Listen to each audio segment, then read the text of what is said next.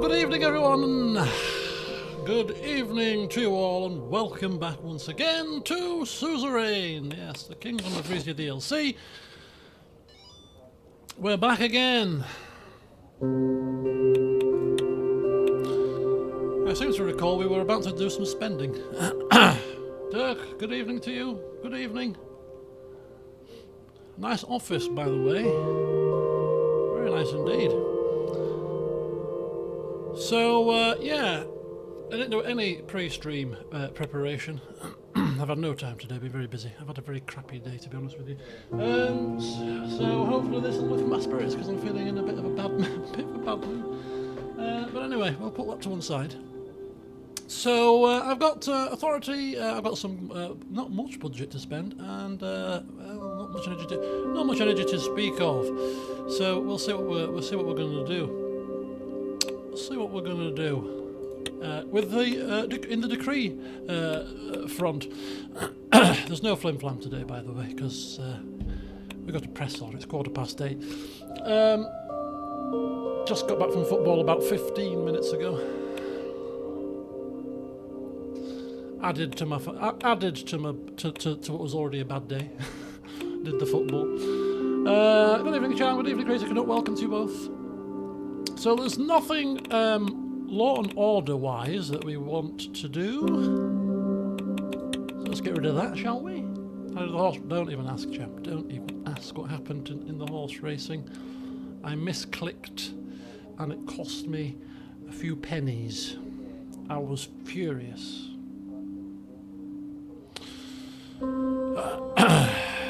Furious. I've never lost. I've done the Cheltenham Festival since 2016, and I've never, this is the 9th year, right? Not once have I had a losing week. It could be different this year. I've got a lot of money to make back. But anyway, so that added to my, that was the start of my bad mood today.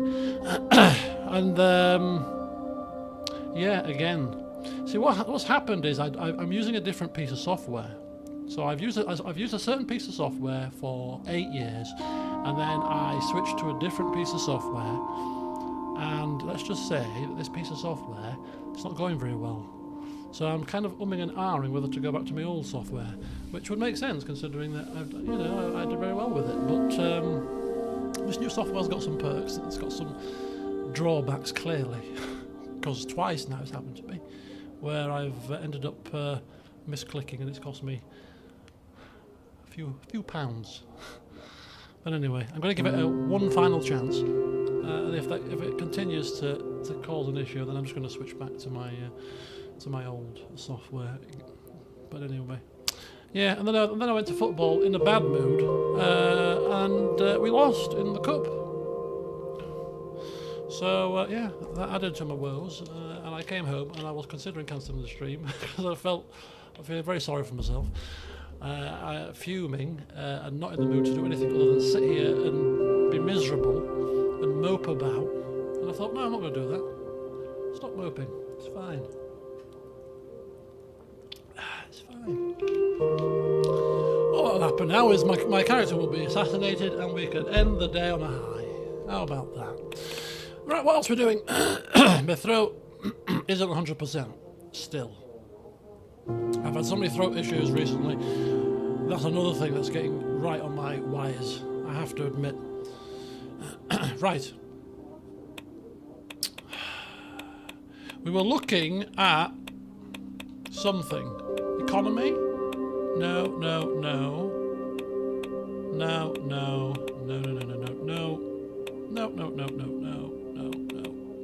Okay, so we weren't looking at any of them either.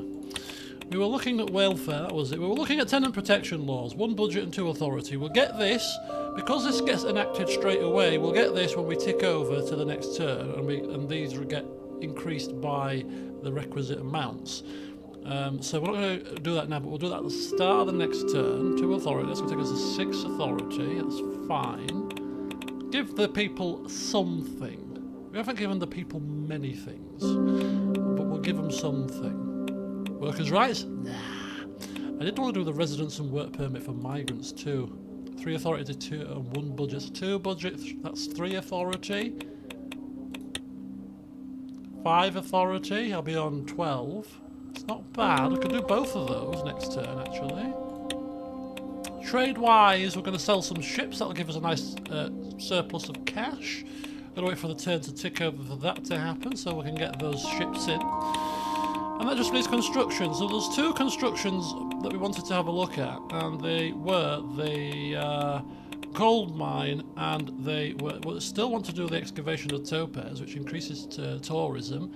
2 authority, 2 budget, 2 turn construction, and 2 to tourism. Ooh, PSG 1 up against Liverpool.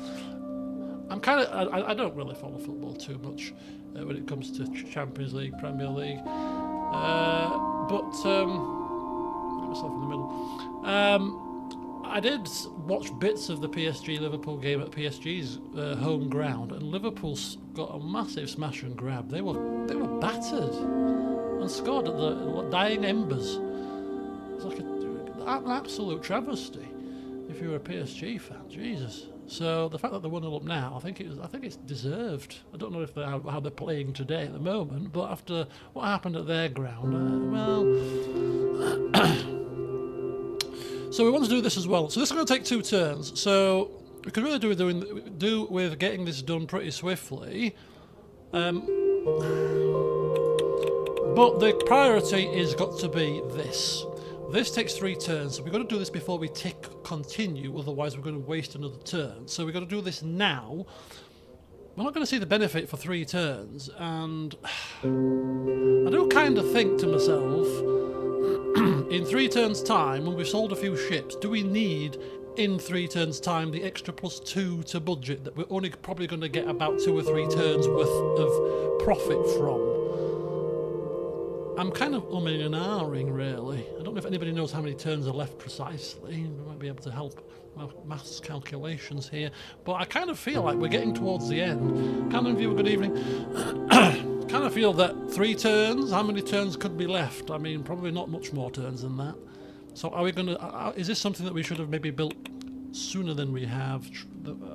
Could we be better spending our budget on other things? I don't know. I don't know.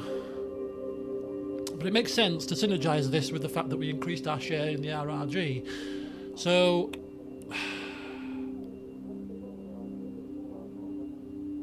it's just the budget that's going to suffer. I did say that we're not going to really be too strapped for cash, hopefully. We sold some submarines and sold some ships. So we're going to sign that. We're going to sign that. Gives us no budget to speak of. So what we'll do is all the other things that we want to get, they don't take turns, so we can get them. We can get them once we've hit continue. So let's take a looky and see what happens. New gold mine near Caelus, Valenkiris to benefit.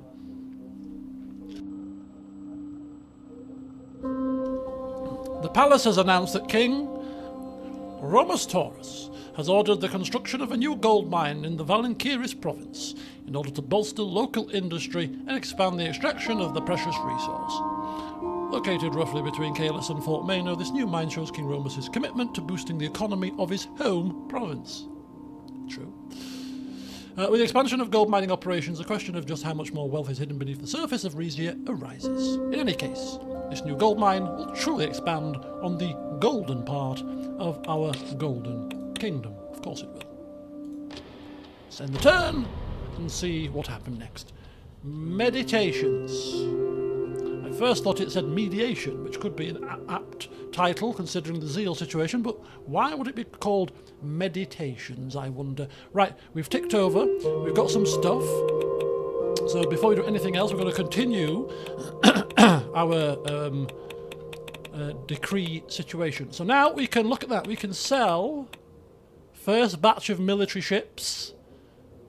We don't need them. 2 battleships. Yeah, sign away. Sign away. So, it took authority to sell my ships. Look at all of this. Look at all of the hell that happened here. Right, obviously budget increased, energy increased, battleships has increased, submarines has increased, but not enough for us to sell a batch of submarines. Can we sell submarines, by the way?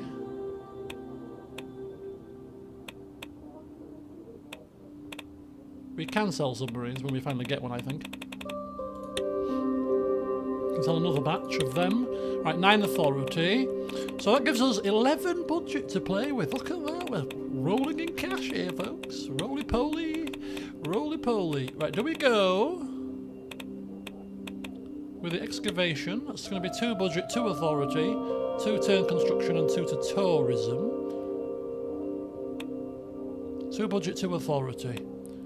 I think what we'll do, I do want the tourism. I do want the tourism, I do want the history. We're a man of tradition and history. Trade. We've just looked at that, haven't we? We're going to do 1 well, I think we'll do 1 welfare thing. Tenant protection, 1 budget, 2 authority. Residence permit for work. 1 budget, 3 authorities. That's 5 authority taken. That's going to be taking us out to 4 authority. 4 authority. Not much budget. 4 authority, not much budget. Not much of a dent to the budget. That's an extra 2 authority. So that's 6 authority. That would leave us with what? 3 authority. Is that enough authority to tick us over for an entire turn?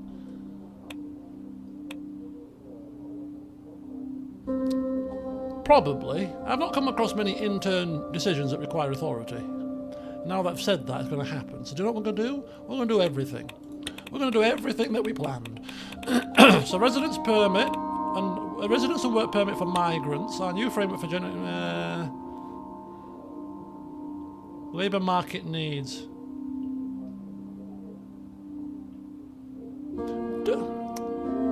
Do we need this? Yeah, I think we do. Booker it. Booker it. We do that. We do that. Yeah, safeguards. Yeah, very good. And we'll do that as well. Biddy bing, biddy bosh, biddly boo. Only 2 authority left. Even less than I realised. Oh dear. Right, well, hopefully that won't be a major problem. Probably will be. But hey, we've gone on a spending spree, it seems. So decrees enacted, like they're going out of fashion this turn, but we're going to get our ancient city now excavated. We want them ruins to be to be exposed. That should hopefully bring in more tourists, in addition to the beachfront that we have going on. You know, the Swordish yeah, that got the gold mine on the go, and a couple of things for the people. Surely should hopefully placate them a little bit. Oh, we'll see. We shall certainly see. Right, let's see what the news is saying. Topaz to be restored to former glory. We're not going to read this because we did this the first time when we did the very first session. If you remember, we had to restart the campaign a little bit. But yeah, so Topaz basically is getting excavated. Homes declared sacred. In a new set of measures approved by His Majesty, strong protections against evictions are coming into place starting in the new year. Furthermore, rent increases are to be limited to a maximum of 8% a year, depending on the area. At the core of this new legislation lies the principle that one's home is considered sacred and cannot be taken away unless well-defined boundaries have been crossed. It is an effective ban on evictions, aside from gross negligence of property or non-payment of rent, going as far as banning landlords access to properties without explicit permission from the tenant. Giving people security and dignity of their own household. And work permit rules defined. In order to facilitate the application process for migrants and support our labour market, the King has signed a decree authorising a more streamlined application process for migrants willing to work in Rizia. Aims to allow skilled workers into the country easier, where they will probably die because we have no safety measures in place. Rizian citizens, do not be afraid. Simply upskill yourselves. Right, okay, so here we go. These are the policies that we have enacted. Residence and work permits for foreign workers, tenant protection laws, Marvin Autos Intelligence Hub. So this must have finished its build. And expanded border guards. Okay. That should help. Let's just take a very quick look at any situations that might...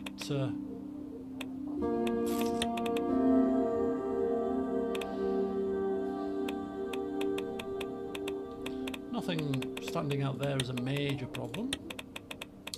Dissatisfied Golcondas community, discontented Desnieris community, lack of order in the city-state of Ida's Eza, weak border security, denial of access to Golcondas places of worship, welfare service.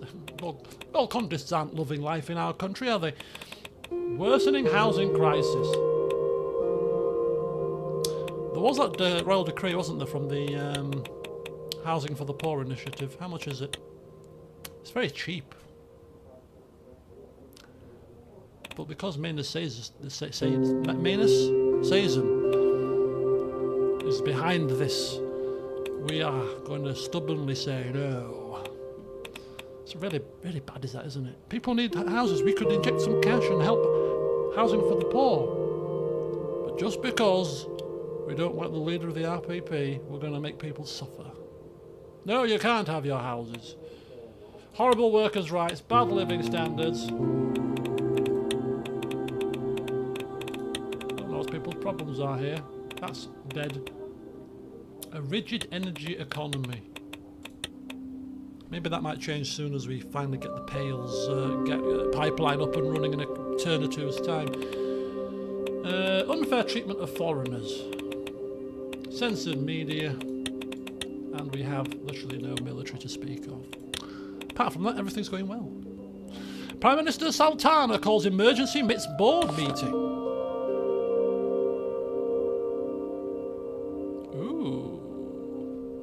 We're going to have a board meeting with the MITS members soon, it seems. In Marve Norteus, a secret intelligence hub commences operations. Yes, we will use it to our benefit to put pressure on Victor Smolak and get Zille back. You can't fart without us knowing about it. And soon as you do, we'll be pouncing all over you like a rash. New bilateral agreement discussion with Wehlen. Ooh, speaking of Mr. Smolak and his tin pot country, here we go. He's finally agreed to meet with me after several months of silence. This could be quite an important meeting. And I'm in a bad mood today. Obviously, I'm a bit more perky now that I've actually started playing. But I'm going to take my bad mood out on you, Victor. Tick me off and face my wrath. Is it a bit late to start building a military now? And just invade people? Could be a second playthrough down the line. A military playthrough. So that we can see the military minigame. There's a whole military minigame here.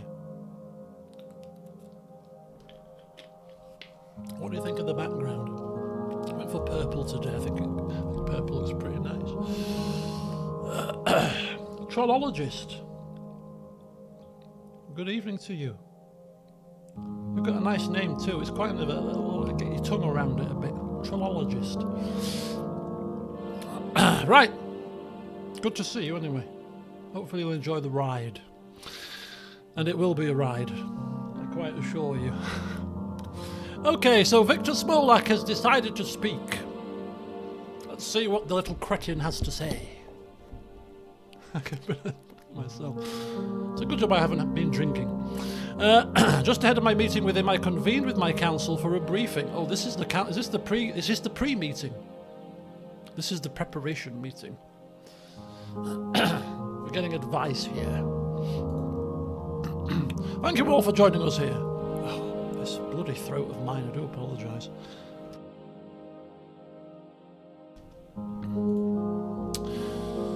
He looked around the table.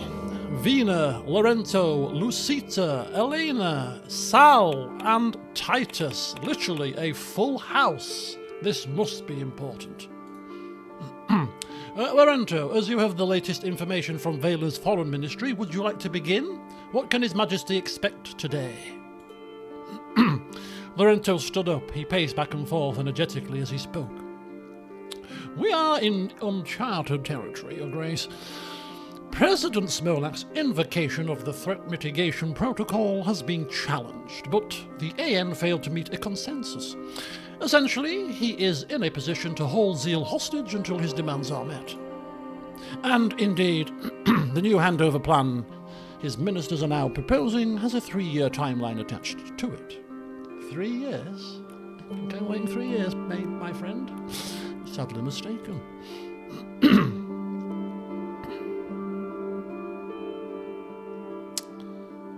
That can't be standard procedure, can it?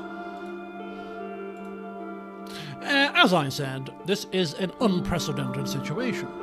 I believe the AN is satisfied that President Smolak has set a new deadline at all. And what makes us think that this one will be met when the last one was not? Anger danced in Lucita's eyes. She gestured at the rest of the table. This is our territory. Why are we not setting the agenda? I'm surprised the international community is not challenging an oppressive man like President Smolak. The others looked at her in mild surprise. The naivety of youth. What of the people living in Zille? Has anyone asked them how they feel about an extra 3 years of Vezek rule? My treasurer smiled wistfully. We may still have the opportunity to set the agenda. Any agreement Wehlen proposes is bound to have an economic aspect. And considering the dire straits Wehlen is in with the rest of the world, President Smolak might be about to offer us the deal of our lives. Correct as usual, dear. Lorenzo opened his notebook. I will remind you all that Wehlen is under partial sanctions by most of the West. The one commodity they have been trading freely is oil, but the embargo we agreed on with Rumberg has been slowing that down. Lespia's statement of support for us at the AN has further increased international pressure.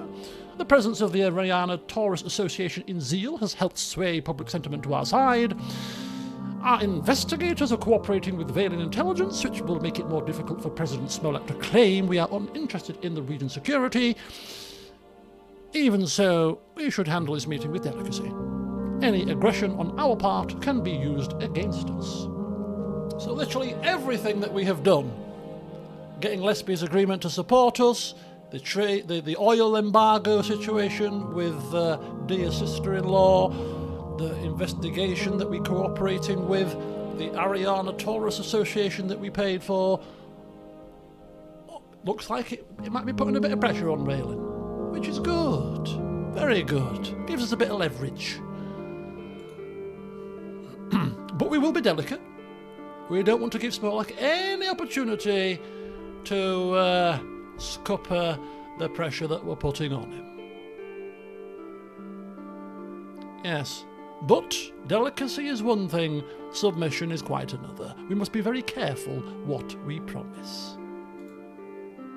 Very true, Your Majesty. At some point it may become necessary to call Wehlen's bluff. I know this much, Your Grace. Unless concessions are made, it will take years, if not decades, to get Zille back. Any questions thus far, Your Majesty? What the hell are we going to have to concede? That's my question.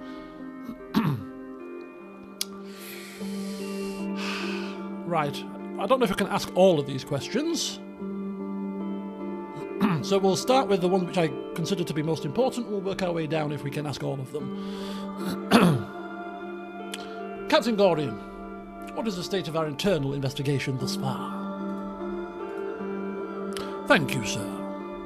We know certain individuals in pseudonymous fringes have planned and carried out isolated acts of violence. But there is nothing connecting them to the group's more high-profile members or supporters. Duke Rico Taurus, for example. That'll go down well with Hugo. and a set of fingerprints sent by Wehlen intelligence did not match any of the members we have on file. But surely their involvement in the Zille incident can be ruled out then? Not yet, sir. These people are better organized than they seem at first glance. They may well be hiding something. Oh, I see. Carry on then. Miss Werner, which resources are we able to bargain with?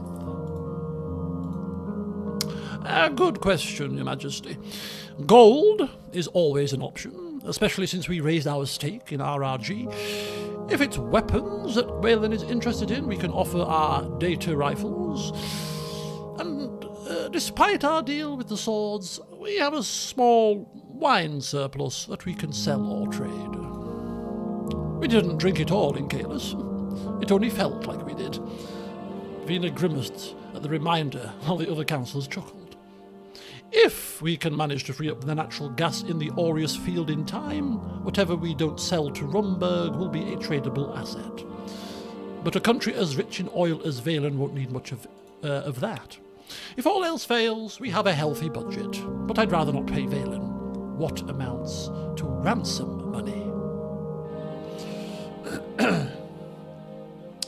Well, we've got quite a few bargaining chips there, surplus of coin which we can add to with the sale of some submarines. Yeah, okay. We've got a bit of extra gold bargaining. We've got a gold mine on the go and increased stake in RRG. I mean, I'm loath to pay any of this because there was an agreement in place. But it sounds like we're going to have no choice at this point. Unless we're patient enough to wait 3 years, which would that take us to the end of our campaign? Hugo, is there any word on the House from the House of Delegates on this? They have met about it, Your Majesty. The majority consensus was that the timeliness of the Zille handover should take a back seat to protecting Rizian interests. Conceding too much to Wehlen too quickly will earn you the ire of Baroness de Reva and her party. The opposition, meanwhile, is much more amenable to compromise, particularly those party members from Brenus. Interesting. That makes sense. They've been missing a piece of their province for long enough already. With all due respect, Your Highness, the Sazens lost the right to call Zille theirs when the former Duke of Isa committed his act of treachery. They cannot seriously expect that it will be reincorporated into Brenus as if nothing happened. And why not? We took Isa from them. How much more punishment does their house need to endure? Lucita looked askance at her. I do hope you're not letting emotions cloud your judgment, Your Highness. Oh, happy birthday. Have a good one. And thanks for dropping in. For what it's worth, I agree with the princess, and not only because a number of historic Escabel estates are located in Zille. Right. For a start, we're not giving Zille back to Brenus. That's 100% guaranteed. I don't care about what people say. I don't care about any potential backlash. I don't care if my daughter is hitched with Sazin. They are not getting that land back if we indeed do incorporate it into Rizia once more. That is for certain. Grand Wiseman, do you think the religious affairs in Wehlen can have an impact on negotiations? It very well may, Your Majesty. Sal frowned pensively.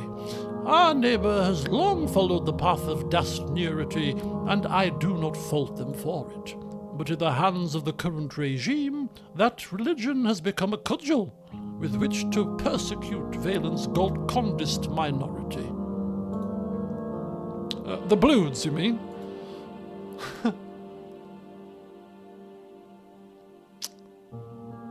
Is Bludish Golkondism the same as that practiced in Derdia? There are a few divergences, mostly regarding the use of violence against an opponent who has not directly provoked you. Bludish Golkondist scripture forbids this, though the definition of provoked is often stretched. The Derdians allow it when their supreme wiseman has deemed that it is for the greater good. No surprises there. Right, thank you everybody. Now, what fallout can we expect if we don't come to an agreement? Lorento looked down. I highly doubt that a full deal will be reached today. Only the beginnings of one. His Majesty's question stands. Do we have a contingency plan? Well, Duchess, if our negotiations fall through and international pressure is insufficient to force Wehlen back onto the table, then the responsibility will fall on Zille itself. Lucita flashed him a sceptical look. Which means exactly what, Mr. Escabel? If a majority of Zille's citizens believe the territory should belong to Rizia, the Wessex government cannot simply ignore them, especially if we gather external support. They can and they will. No state peacefully gives power away.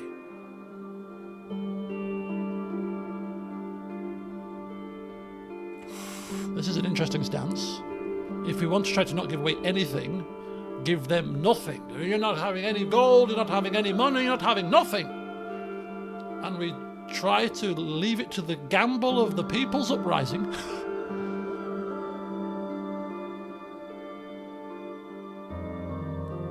Do we even have a majority? I thought opinion was divided. President Smolak's announcement has already put many undecided citizens into the pro-Rizian column, and we have avenues to influence them further.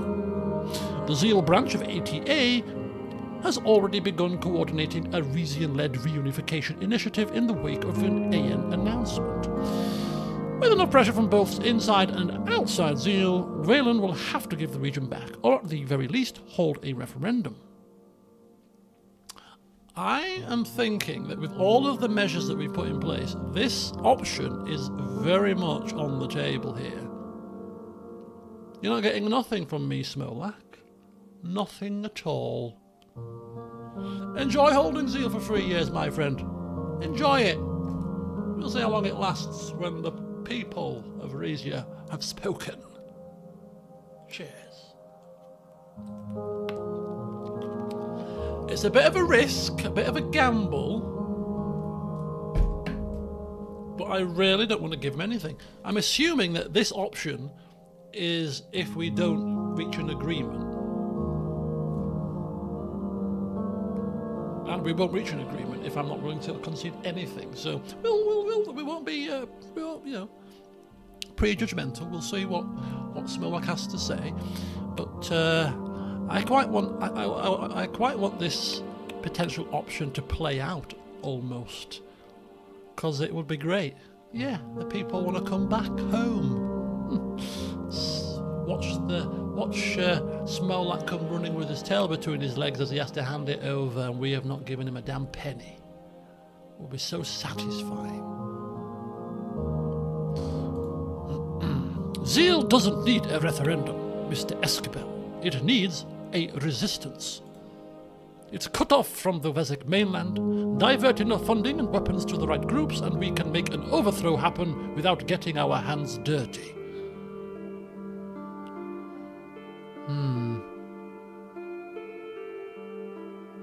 So we can either go referendum route, or we can go, let's fund and weaponize an internal uprising.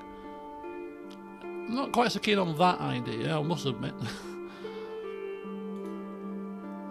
My dear Duchess, you and your family really must learn that bloodshed isn't the answer to everything. You know what will end in bloodshed? Telling our people in Zille to rise against the government without giving them the means to defend themselves. Or, for that matter, sending the message that our all-powerful king is placing stock in the results of a people's vote.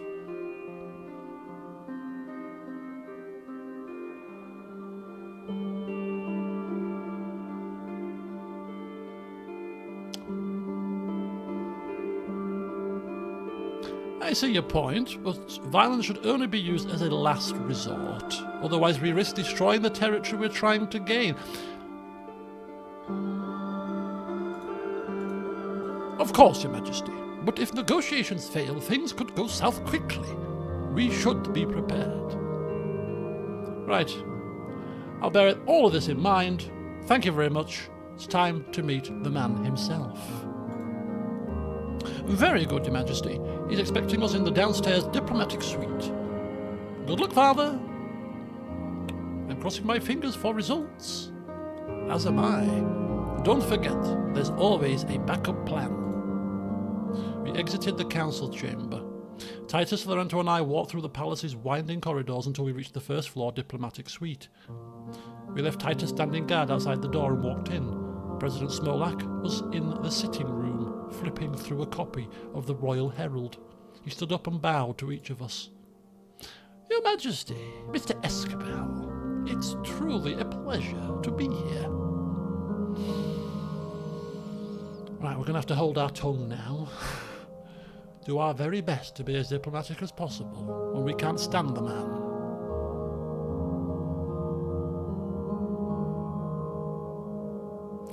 The pleasure is mutual, Mr. President. Thank you for meeting me. Through clenched teeth. Circumstances have changed since we last met, of course, but I am confident we can come to an understanding. He set down the newspaper he'd been reading. You wouldn't believe what they're saying about me in your paper, Your Majesty. Smolak's iron grip on Zille enforced by dictatorial command, rather than any real respect for international law or the rights of the local population, should be seen as a threat to us all. Yes. I can't control what the Rizian press says about you no more than I can control what it says about me. Your Majesty, I have the suspicion that your media functions much in the same way as mine. Not a word is permitted that your government doesn't approve of. You see, you and I are not as different as you might like to believe.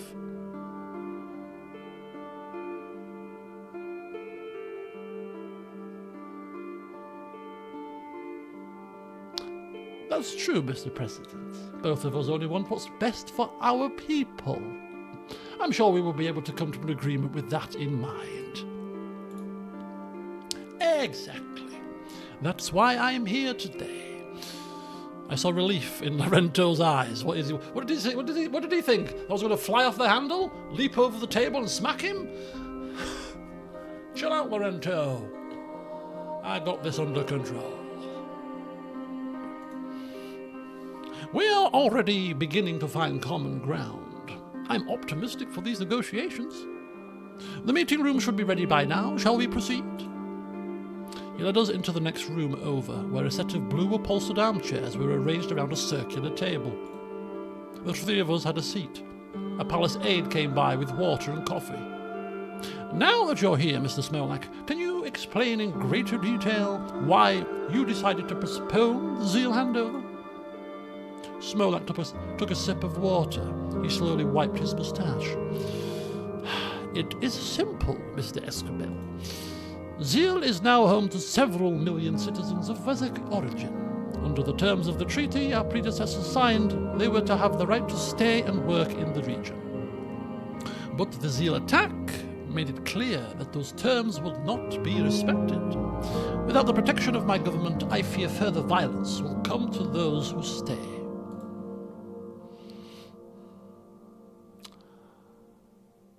Right.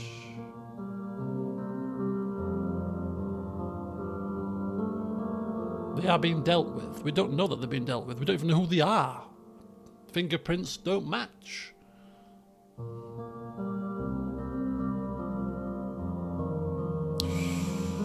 Ooh. Antagonistic? I'm not pleading with the man.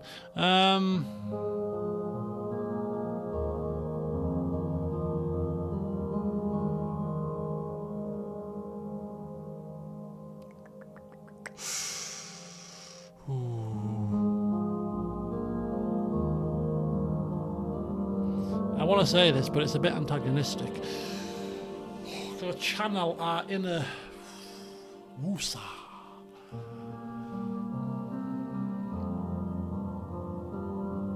This is almost like admitting that we are aware who did it. I'm not convinced that we are.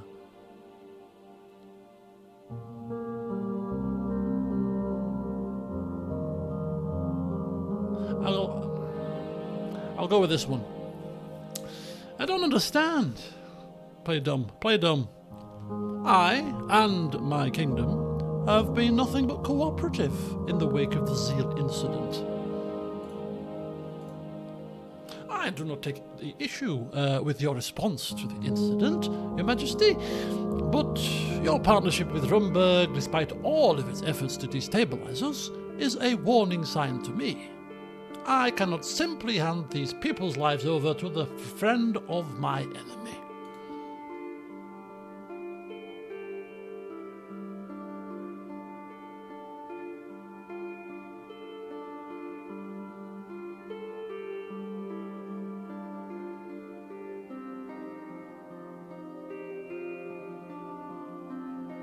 That's a lie. That's not going to happen. Right, we'll have to go down this option. I understand. We will make a special effort to integrate all Wessex who wish to stay. You have my word as King of Rizia.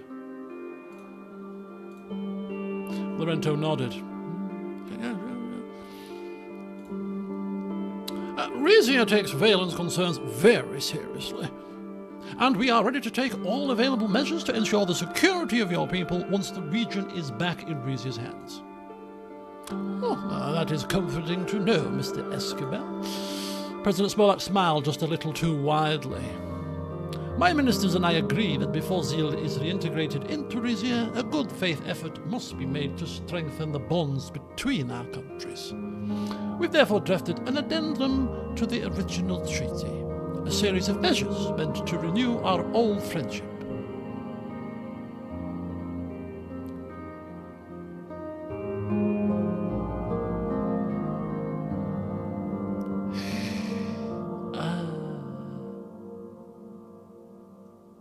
And what precisely do you mean by a friendship? Military alliance? No, not quite, no. We in Wehlen do not require the Rizian military's help to defend ourselves. Lorento pulled a folder out of his briefcase and opened it on the table. Mr. President, we received the draft from your ministers, but the terms were extremely vague. You're asking for a trade deal, a bilateral migration agreement, and a counter-terrorism cooperation pact. Right. Start from the beginning, shall we? Tell me more about this trade deal, President Smolak. Very gladly, Your Majesty. As you may know, Wehlen has found itself with an oil surplus due to decreased demand from Rumberg and other monarchies. Meanwhile, we are worried about the impact the loss of Zille will have on our economy. We will need a way to stabilize our currency. We therefore propose a straightforward exchange of Wessex oil for Rizian gold. At what I am sure you'll agree is a very favourable rate. 6 barrels for every ounce, to be exact.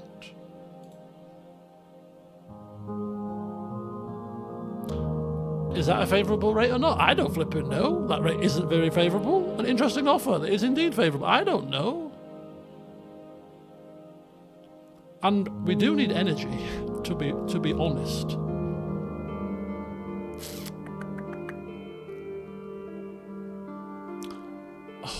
How do I know if it's favourable or not? What does that mean? 6 barrels for every ounce? Where's what's she called? Miss Werner when you need her. Miss Werner, is that a good deal? Oh yes, very good. Excellent, thank you. Right.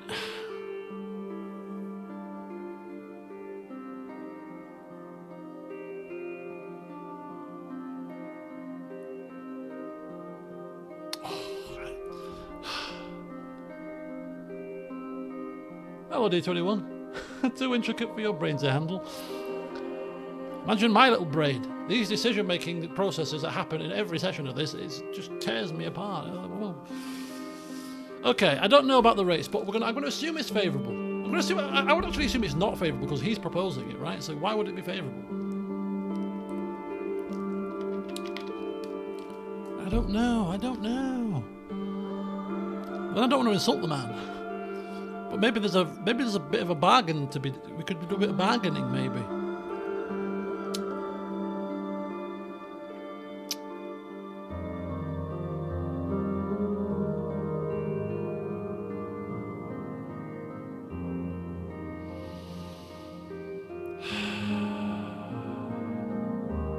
what I'm sure you'll agree is a very favourable rate. Well, this isn't obviously agreeing to the deal or not, so I'm going to say it's not favourable in the hope that it might increase with a better negotiation. I don't think that's very favourable at all, actually. No offence, of course. This is Rizian gold we're talking of here.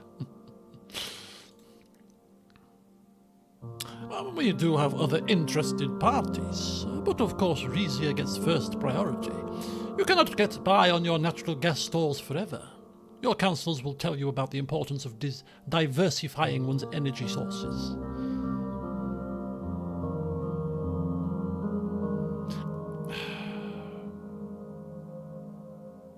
We don't have all the energy we need. It's clearly we don't.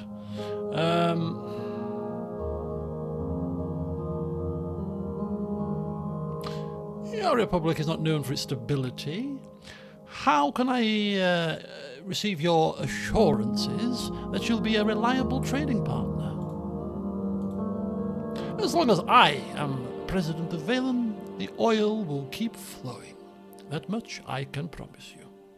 But of course, there are ways that Rizia can help Wehlen remain stable, as we will discuss. As for your gold, I know better than to question its quality. But I have concerns about the consistency of your supply. Warwood's building a new gold mine as we speak.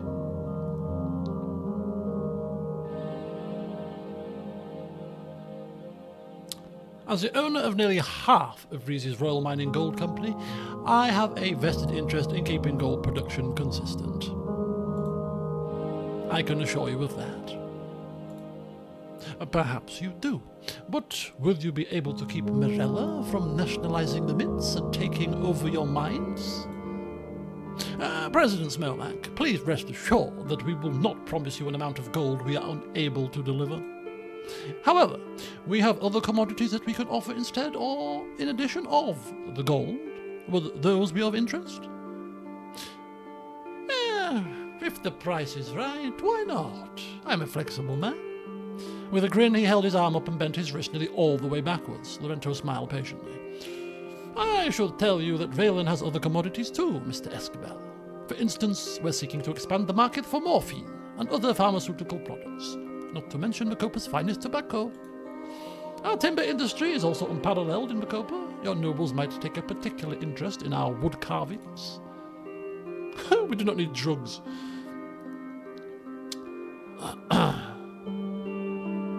The haggling is so bizarre.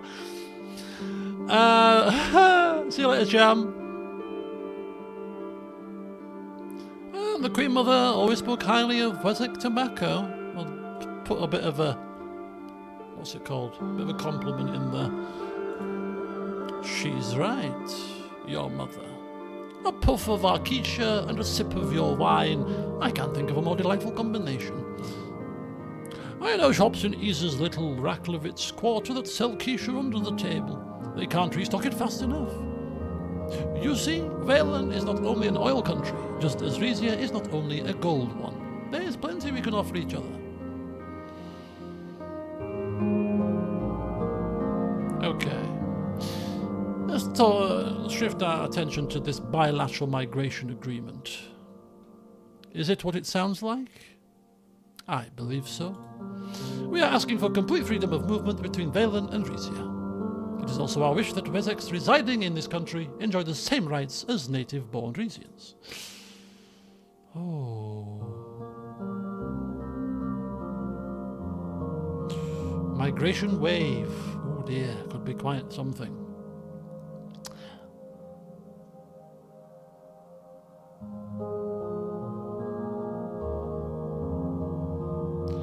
I can extend those rights to the Wessex currently living in Zille, but to every citizen in Wehlen? Everyone or no one, Your Majesty. Otherwise, those in Zille risk becoming isolated from their family and business connections on the mainland. If it were highly regulated, the integration of Wessex into the Rizian workforce could be more of a benefit than a drawback. Precisely, Mr. Escabel. Rizians can't hold a candle to my people's work ethic.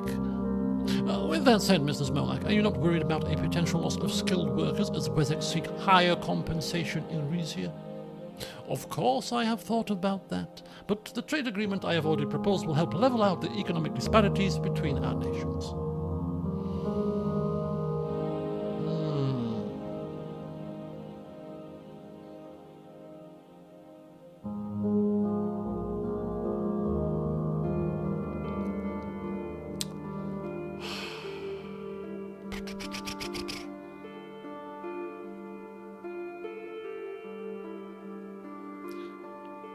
Again, a bit of buttering up.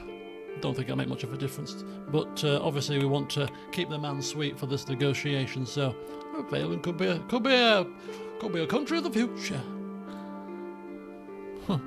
Believe that? You believe anything? We are a diamond in the rough, Your Majesty. Set us in gold, and we will shine. Okay, tell me more about this anti-terrorism pact. Ah, yes. Your Majesty, Mr. Escabel, how much do you know about the Bluish Freedom Front?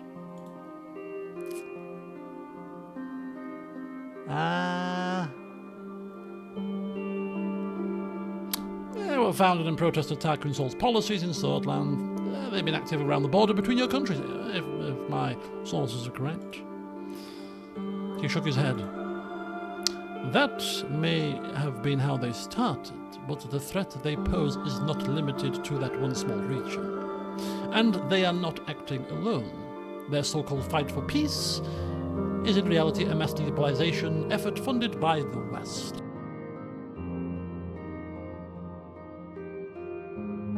In fact, one of the BFF's biggest supporters is none other than your lovely sister-in-law.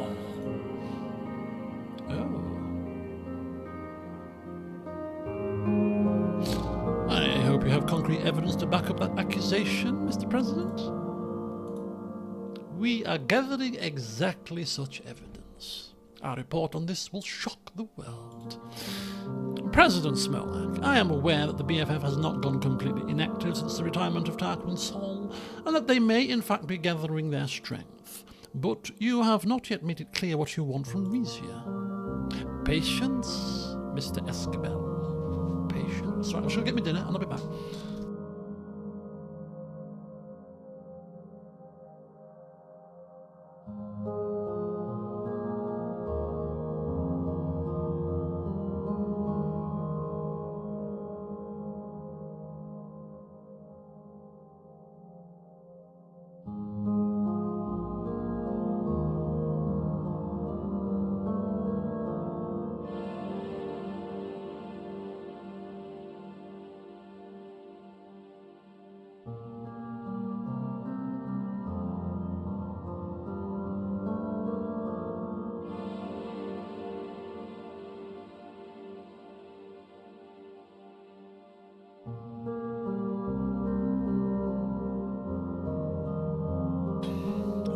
May be aware that most Bloods are followers of the Ruhasist sect called Golkondism.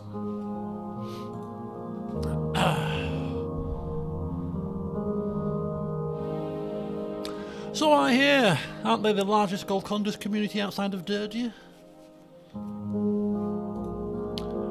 Precisely. And in fact, Jorga Asmal's country has been granting sanctuary even to the most notorious of Bluish criminals. My request is simple.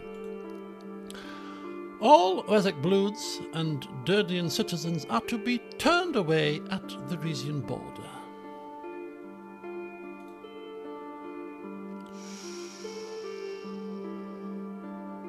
Ooh, interesting.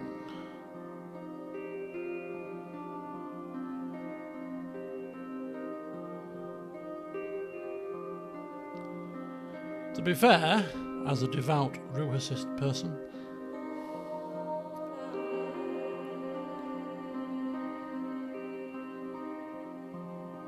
this is not necessarily against our outlook.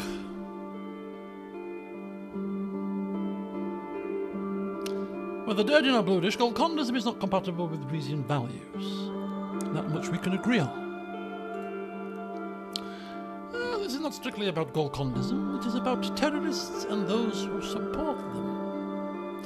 That may be so, Mr. Smolak, but the international community would see this as a religious ban. Were the ban limited to only those with blue dish identification documents, we would have a far easier time implementing it. Surely you understand. What I understand is that the blue dish refugees have a fast track to Durdian citizenship. By allowing Durdian passport holders into Rizia, you may as well be opening your doors to the BFF. These are my terms. You may take or leave them. Unless... Unless what? Well, Your Majesty, let's say the Republic of Wehlen decided to take a more proactive approach to the BFF problem. Lorenzo nervously adjusted his tie. If your kingdom promised to aid us in that, it would be, of course, far more valuable than any form of border control. What kind of aid would be required? It sounds as if the President is asking for the intervention of the Rizian military. What military? Nothing so vulgar, Mr. Escobel. It is our long-term goal to drive the insurgents out of their strongholds in the north of our country. Once that happens, we suspect some will flee south towards Zille. And in that case, we would be most grateful if the Rizian Navy prevented them from reaching their destination. Oh, interesting.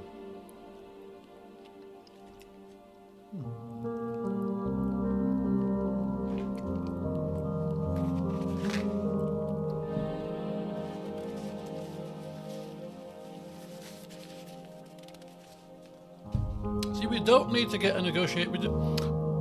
Technically speaking, we don't need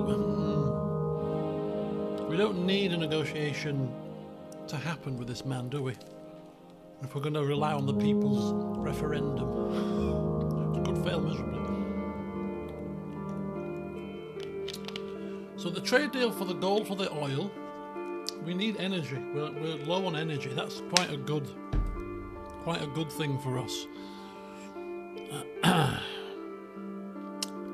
Turning away Golcondists from the doorstep is a bit of a stretch.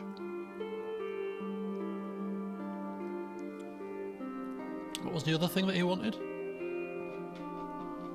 I think the second thing wasn't too bad either.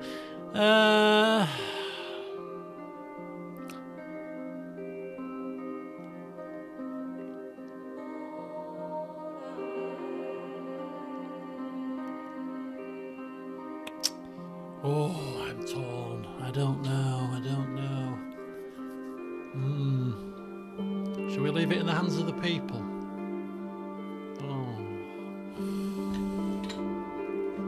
It'll be fun to see whether it's effective.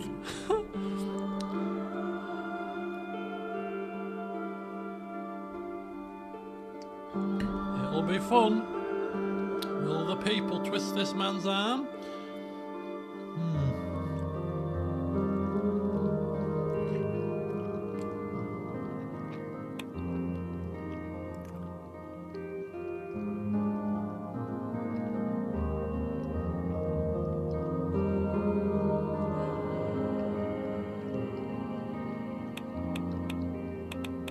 So this is similar to the whole Swordland situation when we had to partake in defending the border or repelling them at the border for that Operation Bear Trap situation. I don't think it's going to go down well with the international community, do you?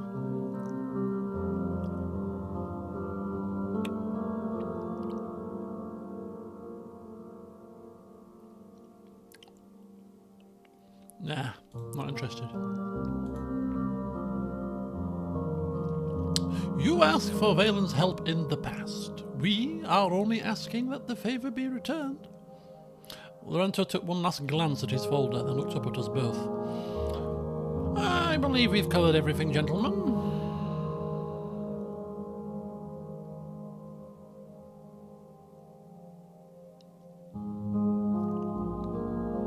Everything except for which of these measures will be actually implemented and how. Yes, well, that's still to be decided upon. Your Majesty, any agreement we make today will go into effect as soon as possible, but Zille handover will not. We are looking for a long-term partnership with Rizia. You cannot simply tear up this treaty as soon as you get what you want. So, we are asking for a 3-year probationary period. If all is still well between Wehlen and Rizia by the end of that time, we will be able to return Zille with full confidence.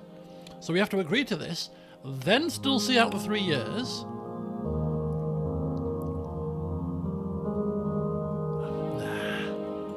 Nah, pal. So we don't need 3 years, we get everything in 3 months. And when will it end? How can I be sure that the 3 years won't turn into 10? Don't worry, Your Majesty. As long as the terms are met, the handover will proceed as planned. Lorenzo finished jotting something down on his notepad. Thank you for your explanations, Mr. Smolak. This has been very informative. Would you mind waiting in the sitting room while His Majesty and I decide on Rizia's half of the agreement? It would be my pleasure. Smolak exited the room backwards, bowing as he did so. But that's a sight. Moonwalking out of the room. Well, quite a lot to think about, Your Majesty. I have the draft documents right here, if you're ready.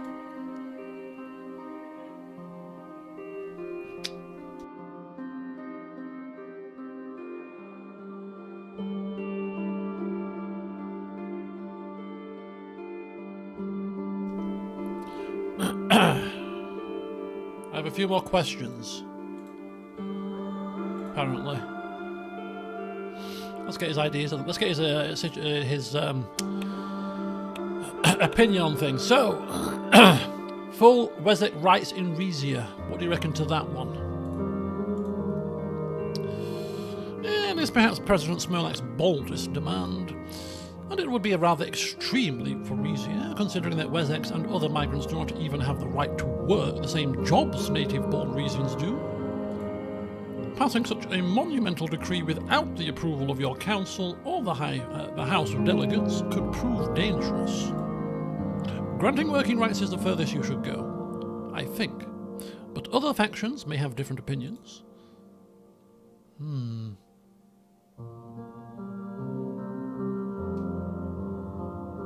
Yeah, full rights? No.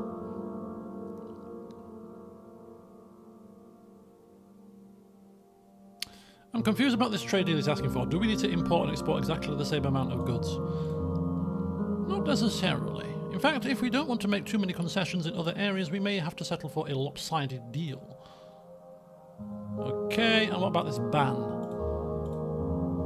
That depends. Tighter immigration controls would overjoy your nationalist supporters, but refusing Durdian's entry into our country would lead to an outcry both internationally and from our existing Durdian population. As Durdians also fill many low-wage jobs in Rizia, the ban may dent our economy as well. The ban on blues should not ruffle as many feathers, though if the rumours concerning Rumberg's support of the BFF are true, we do risk raising the ire of Her Excellency. Let's have a look at the draft. Oh, what's this negotiating power thing? The Zille Agreement is being renegotiated to strengthen the economic, cultural and political ties between the nations of Wehlen and Rizia. Wehlen wants to meet certain new conditions in a new comprehensive bilateral agreement. Import from Wehlen. Choose Wezek goods to be imported to Rizia under the new trade agreement. We want tobacco. The more that we ask for, the less that's going to go down in the negative. And we want oil as well, don't we? Do we need tobacco and oil? I don't think we need both. I think oil is probably more than enough. So we don't take such a hit on the negotiating power, maybe. Export to Wehlen. Choose one budget per turn we can afford. And a bit of surplus wine. And some small arms. Okay, I want tobacco in exchange then. For all of that, thank you. Counter-insurgency aid. Wehlen is asking for Rizia to promise future aid against the Bludish Freedom Front, especially by sending ships to the street of... No. No. Counter-terrorism border control.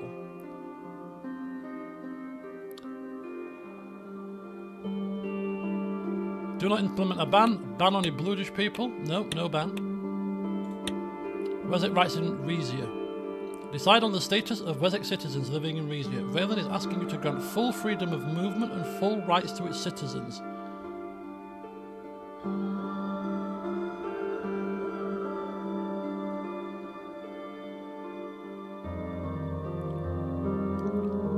Grant Wessex the equal right to work. Full equal rights. No, just the rights to work. So the negotiating power seems to suggest that we have the upper hand here, unless I'm reading this wrong.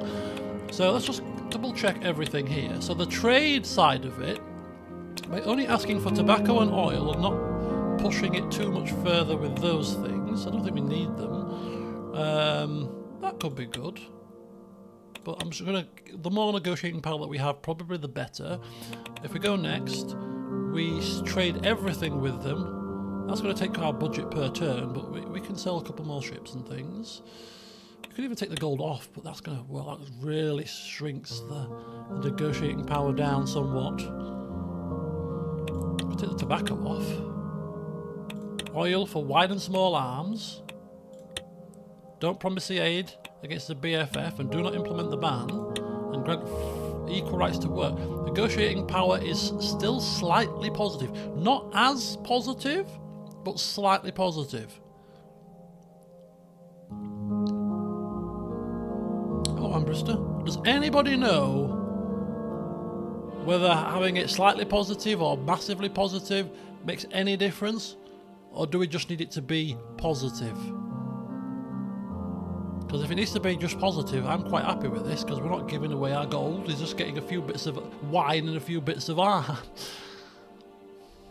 We should invade Wehlen. Yes, well, that's for a different king, I'm afraid. With what army, I ask?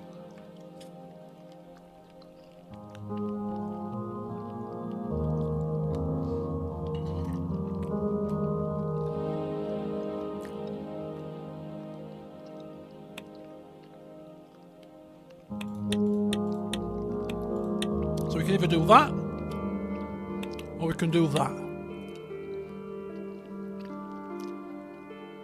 We've still got a little bit of negotiating power.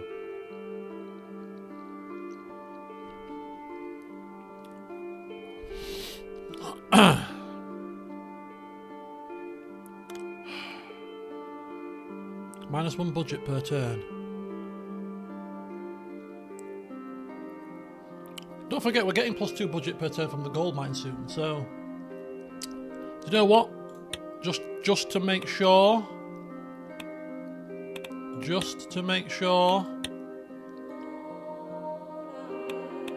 Don't implement a ban, just give them just the rights to work. So, if this goes through, this is not a bad deal. We're giving them a bit of gold, we can afford to give them a bit of wine, a bit of arms. We're not helping them with the BFS situation, and we're just giving them the equal rights to work, which is reasonable. I don't think this is bad. We're getting oil, which we need for this energy. We are asking for oil, aren't we? Yep. Oh, hang on. And tobacco. No, I don't need tobacco either. Tobacco, not tobacco. Tobacco, not tobacco. Tobacco. Got some timber and wood carvings. I don't want any of this crap. Just give me your oil. What's this going to add?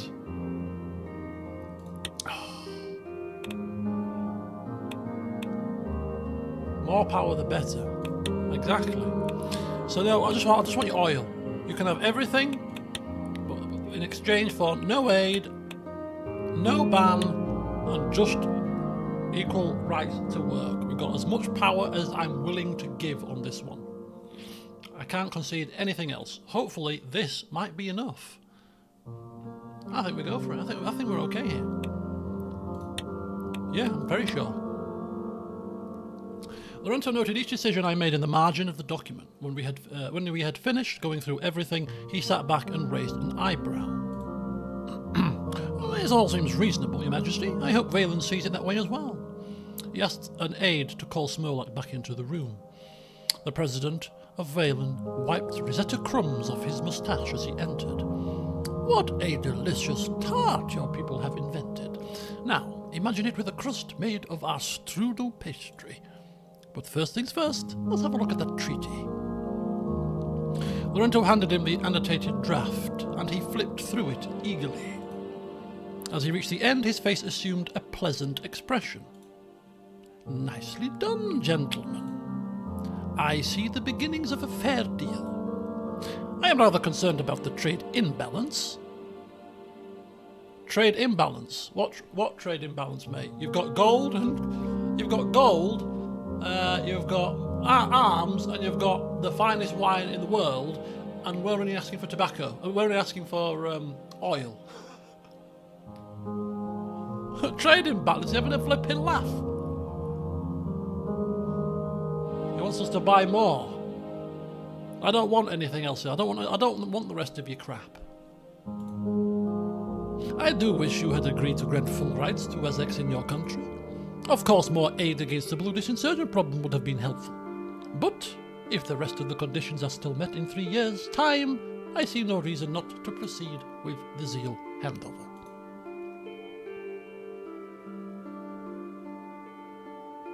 Are you sure the timeline can't be adjusted? My hands are tied. My government wants to know these changes will last. Needless to say, you are welcome in Raklovich any time to further discuss the particularities of the agreement. That's very kind of you, President Smolak. We will be sure to keep in contact. He nodded, then broke into a grin. I wish I had time to celebrate, but Raklovich awaits. The next time you visit us, we will smoke quiche together. You'll discover what you're missing out on.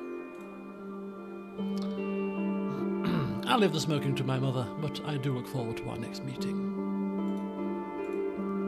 Yes, tell the Queen Mother to join us next time as well. Lorenzo rose from his seat.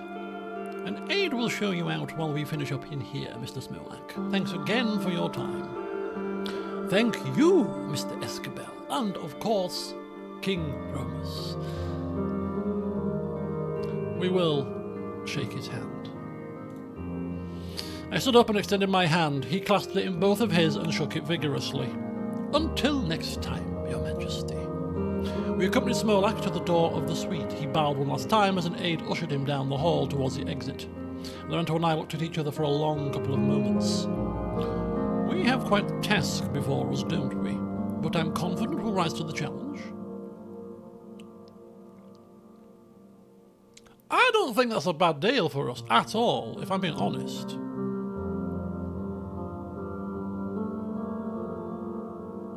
Your confidence and your assistance are both most appreciated.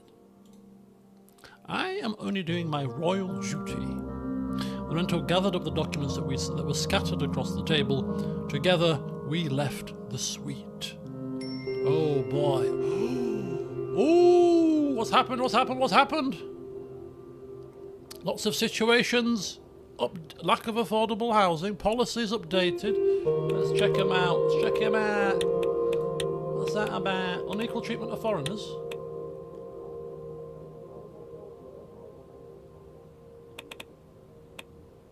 Granted Wessex equal rights to work.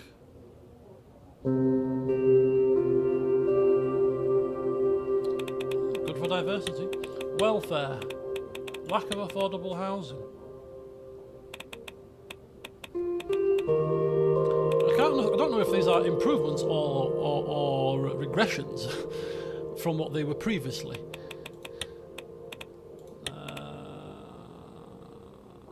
Okay, terms have changed. Arms export. Growing pro-Rizia movement.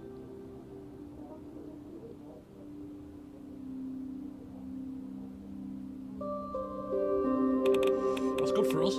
Oil imports from Wehlen. Gold exports to Wehlen. Wine exports to Wehlen. Look at our energy. It's gone up to +3 per turn.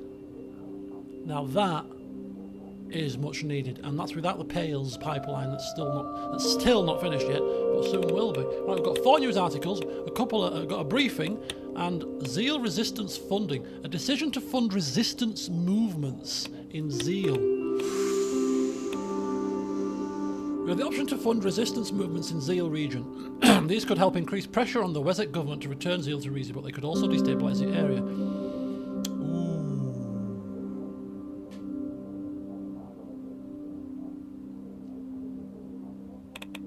Should we increase funding to the Ariana Taurus Association? This is kind of low-key. I'm happy with the agreement, right? So, I don't know. But do we need a plan B just in case he reneges on the agreement? Can we get it sooner than 3 years' time? I think, and we can afford it. I think we continue to fund the Ariana Taurus Association. I do think so.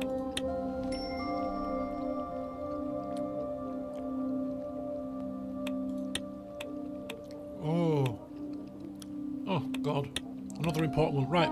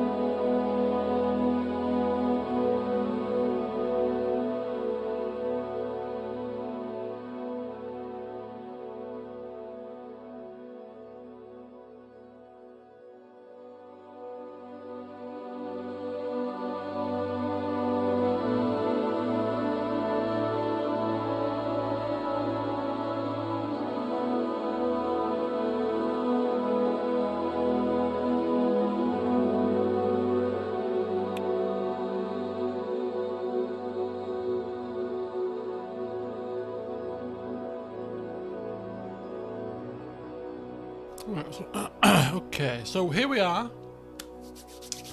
The Mitts. Cargo train rumbling past. Less spears.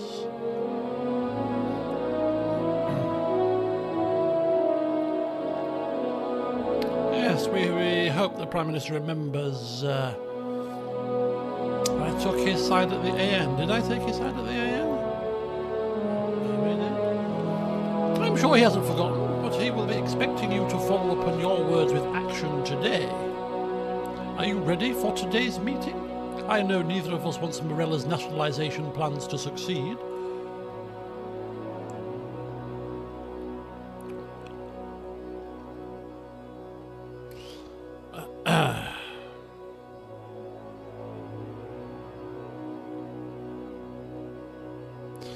An understatement, Miss Werner. My recent talk with President Smollett made it clear that we must protect our remaining gold reserves at all costs.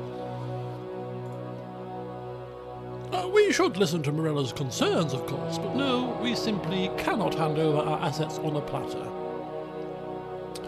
We hit a rough patch of air as we continued our descent. I felt the gold disc in my suit pocket bump against my side. By the way, didn't you mention back in Kalis that you were an expert on antique coins?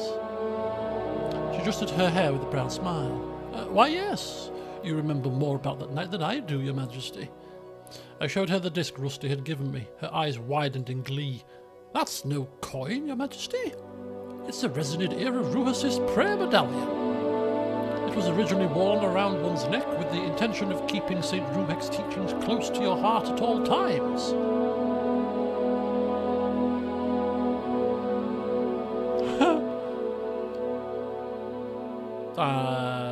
Interesting.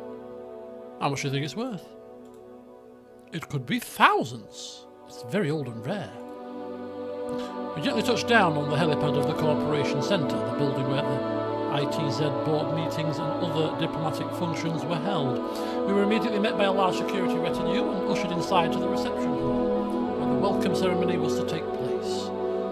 Alma Sultana greeted us by the entrance.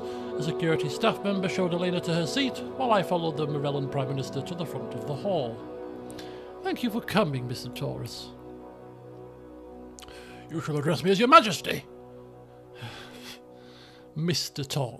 Taurus. I mean, I'm not one for pomp and ceremony amongst fellow leaders, but I think it's a bit rude.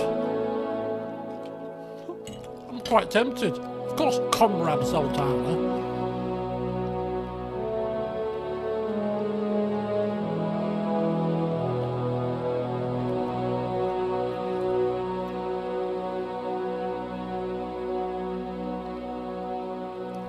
Did she want to be called Sam? Did she want to be called Comrade Sultan? I can't remember. That'll be an insult, or she'll like it. We'll keep things simple. Prime Minister Sultana, pleasure to see you again. And you. I hope you've been well since our encounter at the AN. I was gladdened to hear you were able to reach an understanding with Wehlen.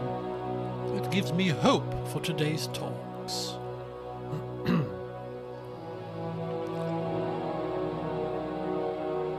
If you're as open to negotiation as President Smolak was, I don't foresee a problem. I assure you that I am. She gestured for me to follow her. I'd like to start straight away, but my advisors have persuaded me that diplomatic protocol must be followed. A stage had been set up, backdropped by our country's 4 flags. Patricio Alvarez was already sitting there looking somewhat bored. I took my place next to him. He gave me a nod of acknowledgement. Good afternoon, Mr. Prime Minister. It had better be a good afternoon, Your Majesty. Alvarez glanced around, then reached into his pocket and pulled out a flask. He took a furtive sip and offered it to me. I thought you didn't drink. Yes, well, the stress of this job gets to a man. There's only so long I could hold out. I'll leave you to it. I'd rather stay sharp for today's meeting. He gave me a reproachful look as he stuffed the flask back into his pocket. The hall began to fill with dignitaries, ministers and executives. Rusty Montoro was in the back row talking animatedly to a lesbian politician. He broke off his conversation to throw me a wink. The doors to the hall suddenly swung open. Emmerich Hegel entered, accompanied by a pair of bodyguards. He and Prime Minister Sultana exchanged cheek kisses. Alvarez could barely disguise his look of scorn. Look at those two, as cosy as peas in a pod.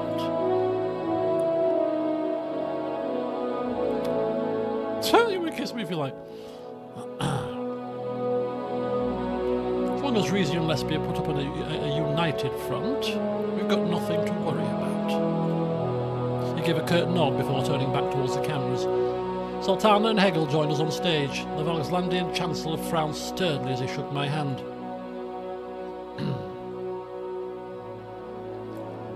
I'll just nod. The four of us posed for photographs. The Mirella National's anthem was played, and then those of Valsland, Rizia, and finally Lesbia. It shows who takes priority, doesn't it?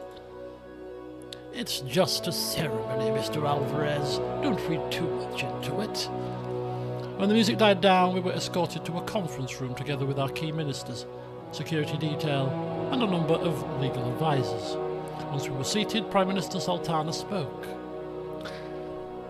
Thank you for carving time out of your schedules to join me today, gentlemen. She looked around the table at each of us. Over 35 years ago, our country signed an agreement regarding the sharing of resources in the Meftium Basin. At that time, Mirella was capable neither of exploring the full potential of the gold located here, nor of fending off raids from our Derdian neighbours. It was only with the cooperation of Rizia, Valsland and Lesbia that the international trade zone could become the thriving industrial centre it is today.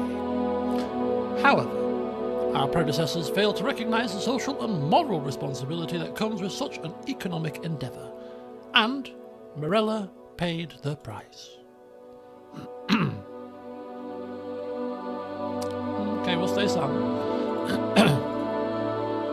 All of us, Mirella included, have benefited from a contract that allows us to pay ITZ workers less and grant them fewer protections than in our individual home countries. At the same time, the area around the trade zone has been turned into a dumping ground for toxic chemicals, to the detriment of our water systems and the people who depend on them. There is only one way forward. The myths must be restored to Mirella ownership. Really? It's a drastic solution to the problem? Alvarez audibly scoffed, as I'm sure we probably did. Is this actually what you believe, Miss Sultana? Or are you just parroting the words of Chancellor Hegel?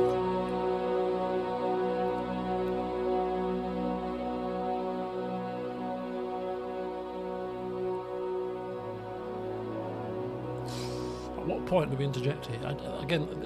We're just going to continue to say nothing and let Sultana respond. I understand that you are not happy with Mirella's new direction, Mr. Alvarez, but please don't discount my agency as Prime Minister. The current cooperation between Mirella and Valsland is based on mutual respect. There is no string pulling.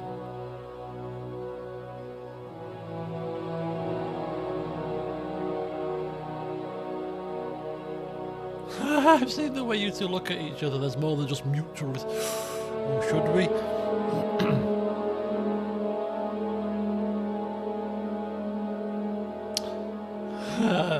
I'm going to say number one. That mutual respect shouldn't impact the shared objectives of the trade zone.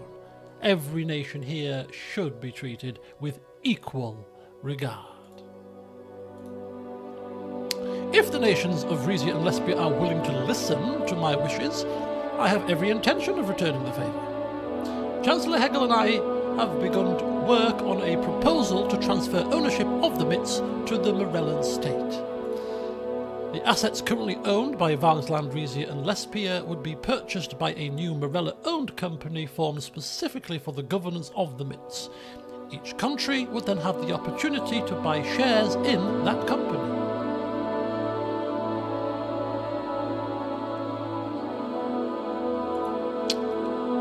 Republic of Valksland has already agreed to forego that opportunity. Sultana nodded. Should Rizia and Lesbia choose to buy shares, they could still continue operations in some capacity, albeit under strict oversight and with more input from workers.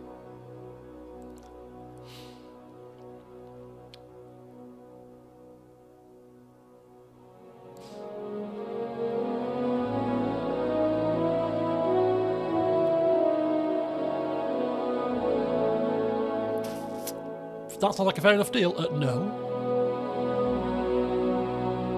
Is this a sarcastic comment? Because if it is sarcastic, I would be quite tempted to say it. But this one, you must understand that I have Rizia's own interest to think about. If I'm to agree such a proposal, I have to know that our economy will remain stable. Reasonable. If it's oversight you want, our companies can implement that more efficiently without the interference of your government.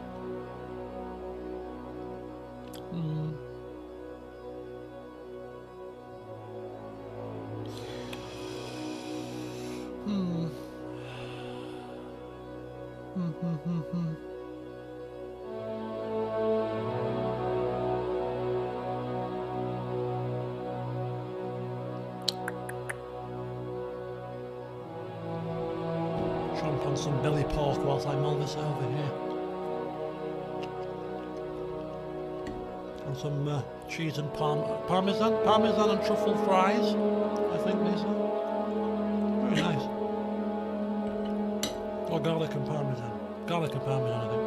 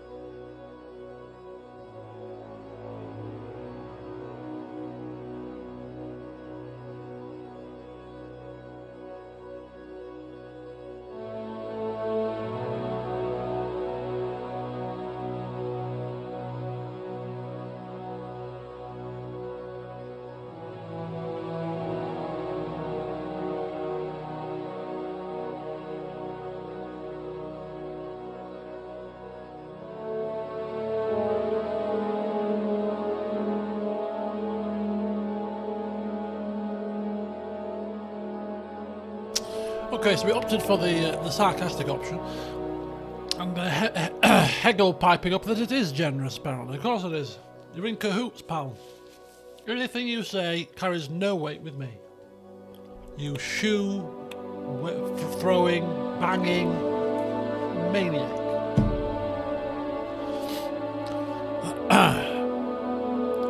It may be Morella's land, but it is only valuable because of our investments and technology. Morella recognises and appreciates your contributions to the MITs, which is why your input would be solicited should we vote to proceed with nationalisation. And if we vote not to proceed, what then? Then we will have to go back to the drawing board. In the case of a split decision, we would have to renegotiate the initial ITS agreement until a way forward is found. But Morella will no longer accept the status quo. Nor will Valsland. Well, Aspia stands firm on our conviction that the ownership of the MITs should not change. And I suspect His Majesty King Romus feels the same way. Everyone seated at the table turned to look at me. Elena cleared her throat. Are you ready for the vote, Your Majesty?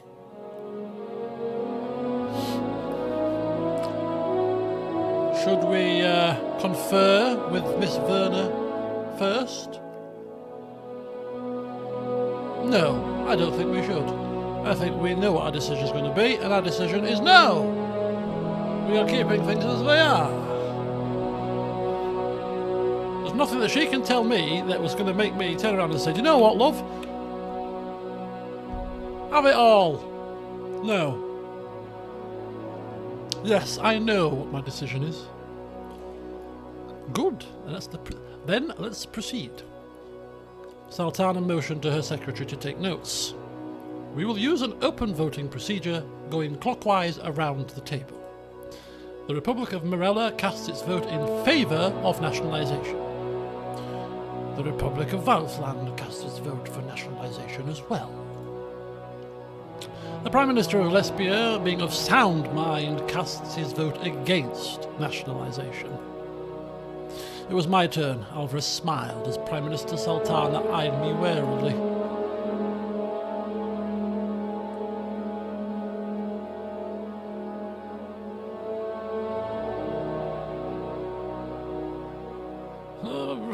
Forget Morella. The international trade zone should not be nationalised. Furthermore, I do not believe our resource and profit sharing agreement should be changed in any way.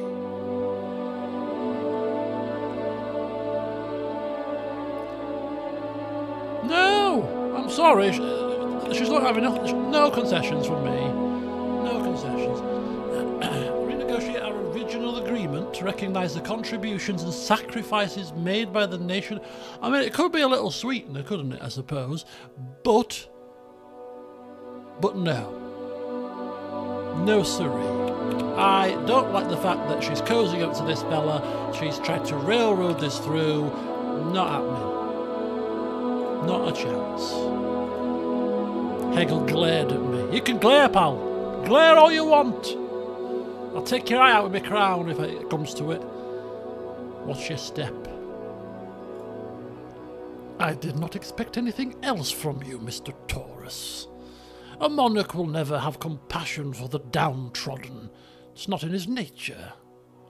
Take heart, Comrade Hegel. I'm sure that both Rizia and Lesbia will join us at the negotiating table in due time. I turned to look at Alvarez. He had a plastic smile on his face. I am with King Romus. We will build a more equitable ITS through friendly cooperation, not profit snatching. We can all be proud of what we've accomplished in this room today. We should inform our guests of the decision. Let's get back to the reception hall. The Rizian, Valklandian and Lesbian delegations slowly began filing out of the conference room. Next to me, Elena spoke under her breath. Rusty will certainly be pleased with that stance, Your Majesty. I do fear it will be hard to keep the status quo in the midst without Lesbia's close cooperation.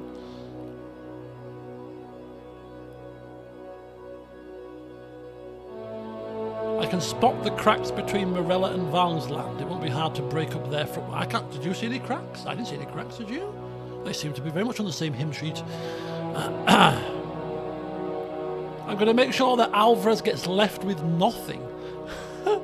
No, he scratched our back a little bit.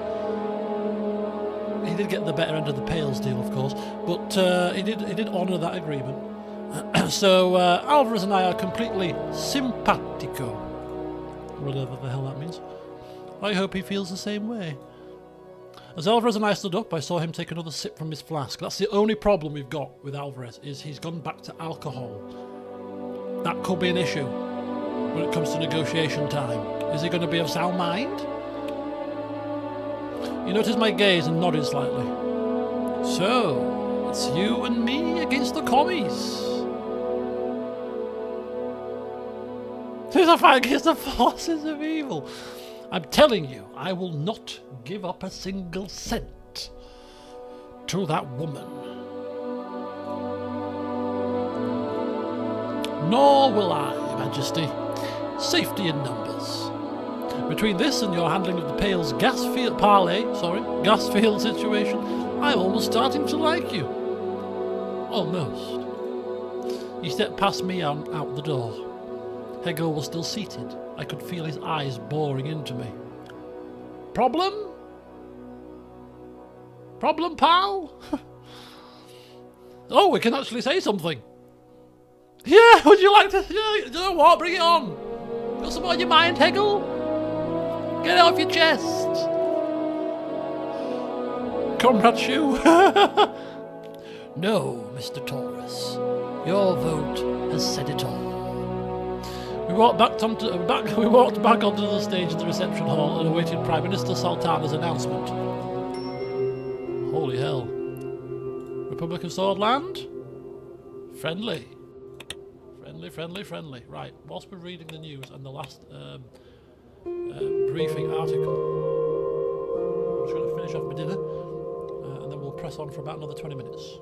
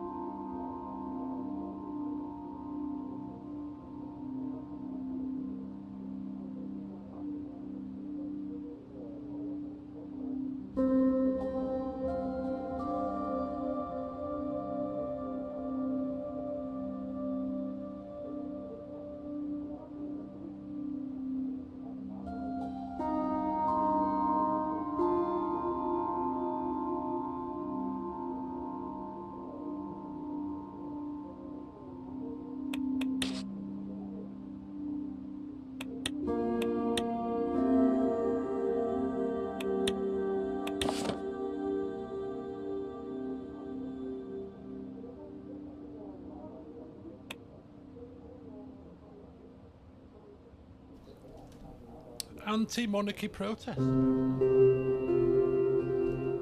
have we done? Or is it something that we've not done? Such as invest in transport, housing. I'm looking at the transport. 1 energy per turn. Energy is very precious. So we've got a meeting on internal security. RNC requests election campaign funds. Requesting election campaign funding. Rizia National Coalition leader Daria Dereva seeks financial backing from the Crown to secure the Royalist Party position against the opposition party. Our decision on funding could sway the election's outcome, shaping the political future of our kingdom. As the House of Delegates election campaign for 1954 begins, the RNC promises to support the monarchy. MD Slane, good evening to you. I think some moderate campaign I think we can afford some moderate campaign funding to ensure that the House of Delegates is compliant with us after the elections. That Suzerain fella's good with his gob, so they're going to need a bit of a hand, aren't they? Otherwise, before we know it, the flipping RPP will be overthrowing the damn place, and we'll be in a bit of a pickle. Yeah, I don't want to go too much. Yes, look, the 0 per turn from Wehlen trade. We could have probably got more out of that trade deal in the hindsight, but hey, we didn't want to push it too much. We'll go moderate campaign funding. Hopefully that will be enough. I always feel like the middle option is always not the best option, because it's either you do nothing and you get the worst outcome, or you do the best and get the best. Kind of in the middle, you get an outcome. We'll see. Right, what have we got? News. Measured support for RNC by the Crown. The Crown has chosen a path of moderation, offering balanced financial support to the Rizia National Coalition. This wise decision reflects a commitment to both our political traditions and the prudent use of national resources. A royal gesture of goodwill, without overpowering the symbolic democratic essence of the elections in which we expect our traditions to come ahead. Yeah, we're not overly swaying it, we're just showing a token gesture. Measured support indeed.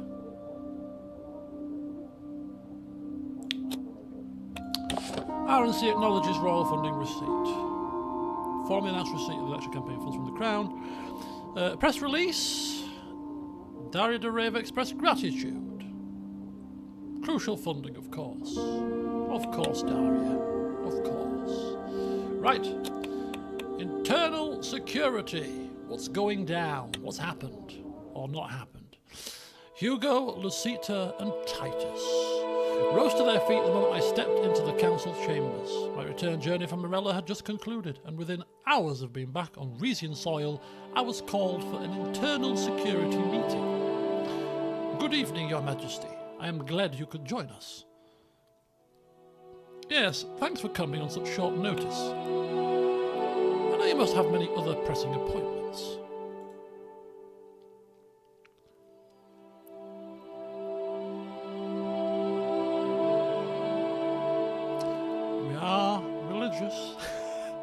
I don't want to be late for the Ruis's Tabernacle Choir performance.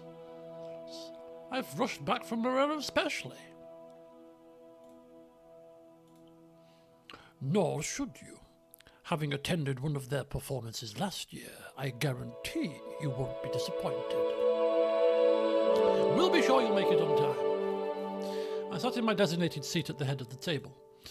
Hugo, Lucita, and Titus took their respective seats. Aides placed folders full of information in front of each of us, and glasses of water were poured.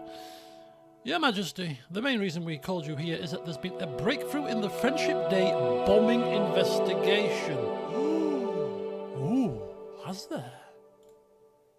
I detected reluctance in his eyes as he signalled for Titus to proceed. Indeed, Your Majesty. Upon a careful examination, I have discovered that there is indeed evidence linking Sue Omina to the incident. However, their involvement is quite different from what I believe any of us were expecting. Oh, that being what exactly? One of the Sue Omina members my team was surveilling is employed at a fertilizer plant just outside of Isa. Terra Growth Agrochem. We managed to obtain samples of certain materials produced by this plant. A thorough examination revealed an exact match with the residue found at the bombing site. Okay, nod and continue listening. Of course, further investigation is needed in order to establish a definitive link between the Zille bombing, the organization, and the factory employee in question. There is one crucial piece of this puzzle that you have not yet mentioned, Captain Gordian. Titus smiled thinly, his irritation evident. I was just about to bring that up, Duchess Zara. Despite being located in Rizia, the fertilizer plant is, in fact, state-owned by Parley. Oh.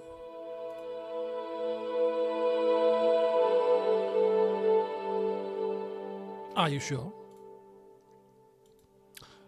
I'm sure that the plant is owned by Parley. As for their involvement with the bombing, I can't say for certain. Well, what we can be certain about is that this may warrant a closer investigation into their activities in the region. I maintain my belief that the explosion was set up to frame Sue Onoma and the Rizian nationalist movement. However, I am not convinced that the Polesian government was involved either. Tell me, Duchess Zara, what would Parley have to gain from masterminding the Friendship Day incident?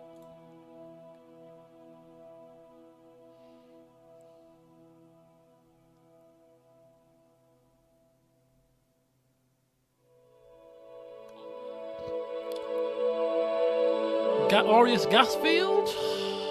Larger strategy to establish themselves as a dominant power in the region? I mean, it's a bit far-fetched.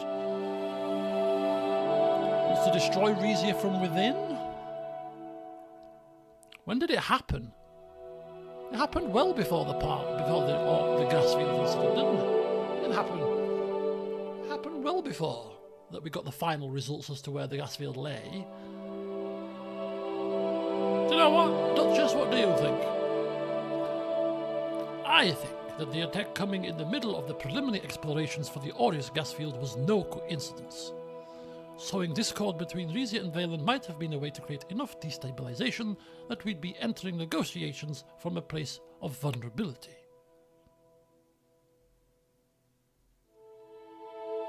Yeah, well, regardless, this is all just speculation. I want hard facts, concrete evidence before we act on this. So do I. Titus cleared his throat impatiently. I will not completely dismiss the validity of Duchess Azaro's argument, but I personally don't believe a further investigation into the Polesian connection is warranted. Really?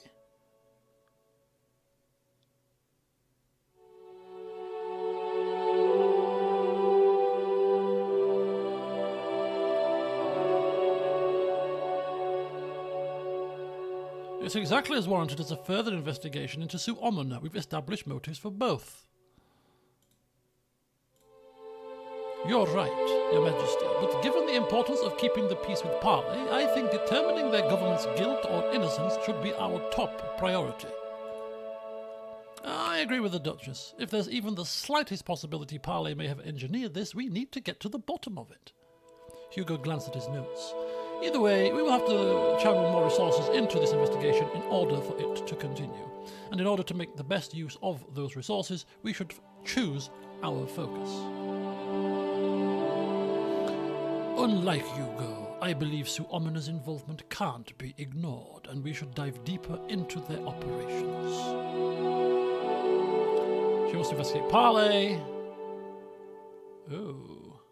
She could delegate the task to intelligence forces without any cost at all. Of course, it would mean that the case would once again fall under the jurisdiction of Rizia's security department, not your extra-legal operatives. A wise and frugal suggestion, Duchess Azaro.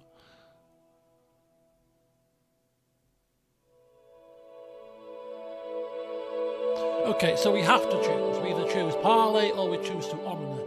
Now, I'm more inclined to go with investigating Sue Omona, simply because, one... Hello?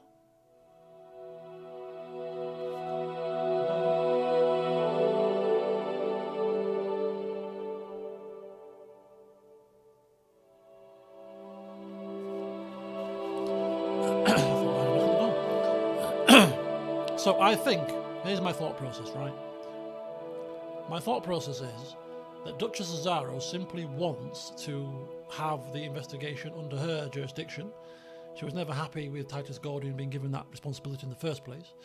And second of all, Hugo has got kind of a bit of a vested interest in us not digging too much deeper into Sue Omina, considering that his son is part of that crew. So, of course, they would both want to have the investigation directed towards Parley. So I kind of feel that they're both coming at it from, ulterior motive type situations, whereas Titus Gordian, as far as we're aware, is coming at it from a much more neutral standpoint. So I'm more likened to continue with the Sue Omina investigation if we have to pick between the two. That might cost more money compared to, say, Duchess Cesaro's option. It sounds like, potentially.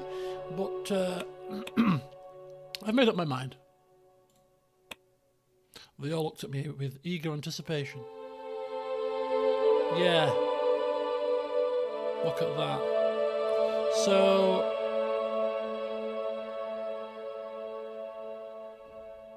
oh no, we can actually have the Golden Guard investigate Parley. Sue Omina. Oh. That's interesting. The way that we word it impacts on what we're spending. So we can prioritise investigating Sue Omina for one budget.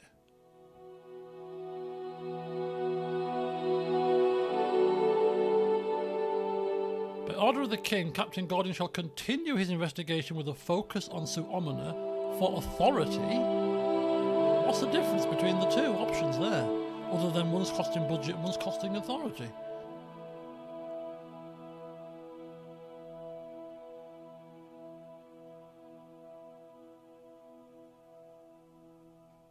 Yeah, but we're sending the Golden Guard for both. Look. Oh, hang on. I understand your reluctance to investigate, but I think we must prioritise investigating them.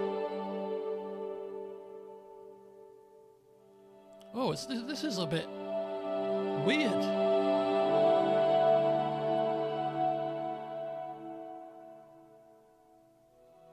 I'd rather spend the budget, to be fair. Getting authority is proven to be difficult.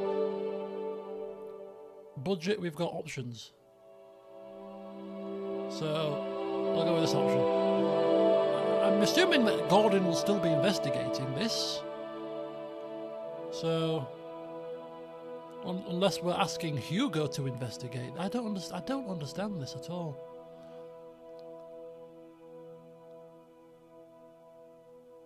I don't understand what the difference between the two is. So, unless the game's giving us an alternative means in case we didn't have enough budget, you know, an alternative option perhaps. But I'm assuming that the Golden Guard will be investigating. So we'll say we understand your reluctance, Uncle, but we must prioritise investigating them. Thanks very much. Hugo's brows furrowed as he clenched his fists. Pursuing this path won't lead us anywhere productive. But I will speak of it no further. As always, your judgment prevails. Hugo shuffled some papers around. Now that's settled, I believe there are a number of other less urgent security issues up for discussion. There are indeed. Where would you like to start, Your Majesty? Ooh. Let's discuss threats from within the populace. Is unrest a problem at the moment? We have read in the briefing, perhaps, that there might be some anti-monarchy sentiments going around. Sadly, Your Majesty, it does appear that citizens in various parts of the kingdom have begun voicing complaints against the royal government. So far, the protests have been isolated incidents, but we're worried they are signifying a broader discontent and dissatisfaction that has been festering among the populace. Even in Valenkiris? Fortunately, no. Well, if both of you agree it's serious, then it must be. Go on. Overall, it's a multifaceted issue. Autonomy, political power, and economy equity are all intertwined in these protests. Specifically, the human rights situation in Rizia is apparently concerning to some. Workers are still clamouring for improved rights. There are actions being organised in protest of Rizia's worsening living standards. The welfare protesters are claiming that the Crown has yet to address their demand for increased health and education funding. Anything else? Right, so basically every decision that we've made, that we could have done something about, that we didn't do anything about, very costly. Living standards, yeah, we didn't provide any housing for the poor. We did give some tenancy things. Human rights, what about? It's not looking good, is it? It's not looking good.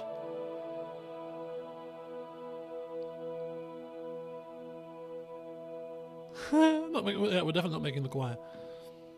Honestly, Hugo, you really are blowing things out of proportion. We have been. Have we been working on these issues? What? You tell me what progress has been made. Even I can admit we've made no progress, apart from maybe a couple of tinsy-wincy little bits of welfare that we've just implemented this turn, so it might not have kicked in just yet.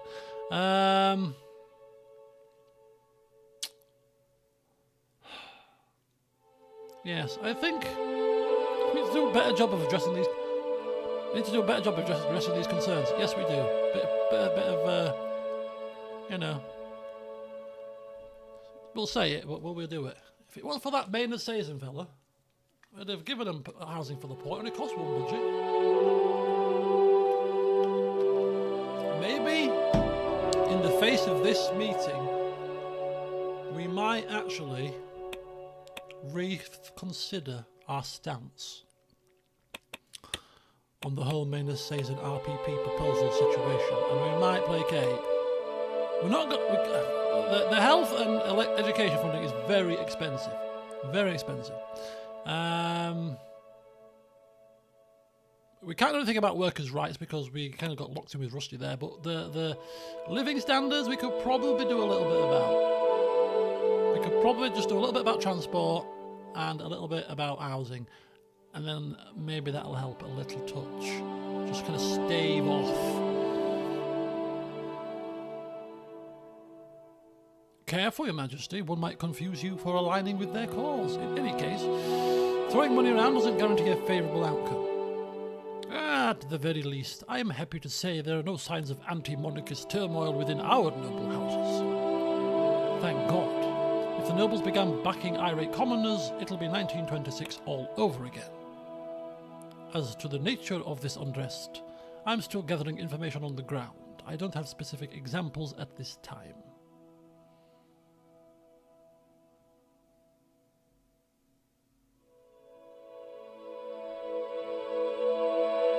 Seek divine guidance. Yes, indeed. Right, what's happening with border security? There isn't much to report, but it's worth mentioning that there has been a surge of bluish migrants attempting to cross the Gulf of Morthia. Taking advantage of Rizia's open borders, perhaps we should have agreed on Mr. Smolak's bluish ban after all.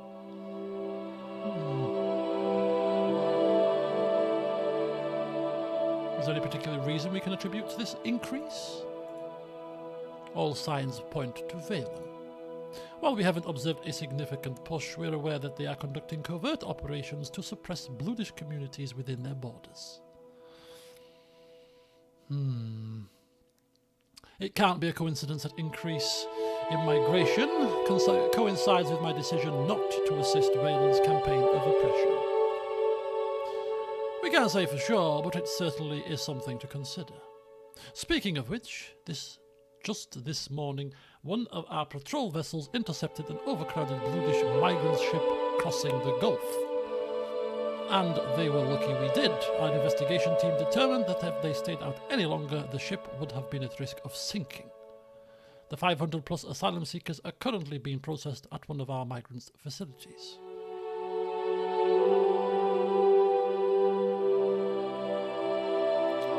When will they learn to follow the rules and avoid such risks? when they are not forced into such desperate circumstances, Your Majesty. Having covered that, I believe I've touched upon all the key aspects of this issue. Right. Anything about Isa? The situation remains fraught with challenges. Your decision to elevate the status of the Wezek population has certainly won the Crown's supporters in Little Raklovich. Unfortunately, that has done little to curb tensions. In fact, it's emboldened migrants to openly defy the police. My son has been overwhelmed trying to restore order. His men are stretched to their limit. Lucita straightened her in her seat, seemingly eager to intervene. Unfortunately, Your Grace, I believe your son is part of the problem. While Captain Gordon's investigation has hampered Sue Omena's activities, Duke Ricardus has basically been using the municipal police as a replacement. We're seeing increased violence, and there have been reports of clashes in the streets.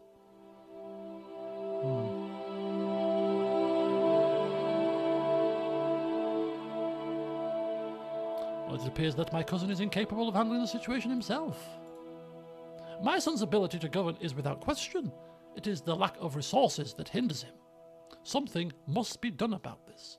The provincial police in Brenus have offered their cooperation. Their attitude towards foreigners is certainly in line with the Crown's, although I am concerned that they let legitimate crimes committed by migrants slip through the cracks.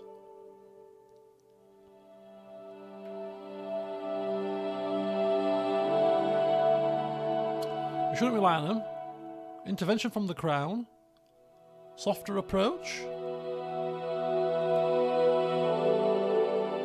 Softer approach? We've not been one to adopt soft approaches when it comes to unrest and stuff. So, no, Crown intervention could be the way. My thoughts exactly. I believe we should honour the Duke's request for reinforcements from the Central Police without placing them under his direct jurisdiction. Hugo fixed her with a stare. And whose jurisdiction should they be under? Yours, I suppose? Well, yes. Allowing my department to take over law enforcement will leave the Duke free to focus on his other governing duties.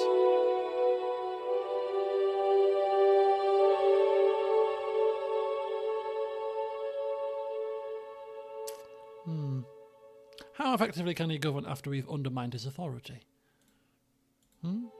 Yes, precisely. If the Crown does not place confidence in Rico's leadership abilities, neither will his subjects.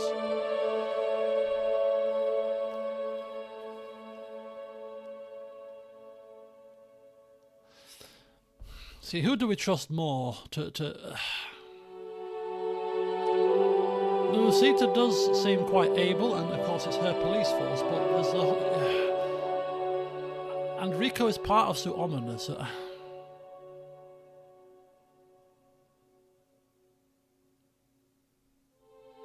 But this is a valid point. If in fact, we've seen Rico. We went on that hunting trip with him. He was an absolute bloody moron.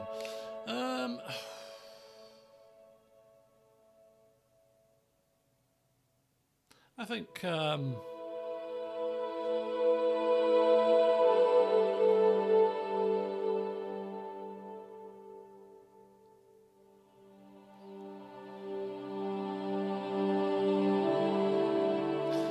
Trouble is his family, right? His family is a Taurus. Obviously, he's still governing. It's just the command of the police, isn't it? Really.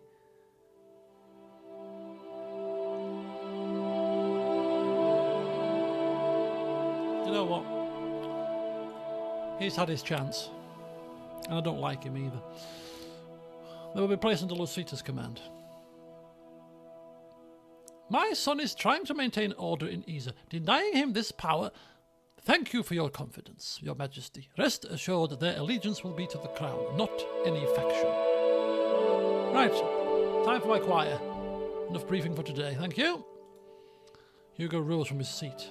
No objection from me. I wouldn't mind getting to bed early tonight anyway. Oh, he's gone off in a hump, has he? Off they went. I checked my watch. Timely ending. The weight of the internal security discussions still lingered in the air as I stood alone in the room. With a sombre nod to the vacant chairs, I departed, ready to face the responsibilities that lay beyond the meeting room. Oh, it's all kicking off. Our budget is shrinking. Right, we'll read these and then we'll finish the session. Royal Herald officially endorses Rizia National Coalition in provincial elections. Dear Royal Herald readers, we live in tumultuous times. It is only by the grace of the blessed Rizia monarchy that we are able to muddle through. And so this year it is more important than ever that the Rizia National Coalition take the helm in your provincial councils on the House of Delegates.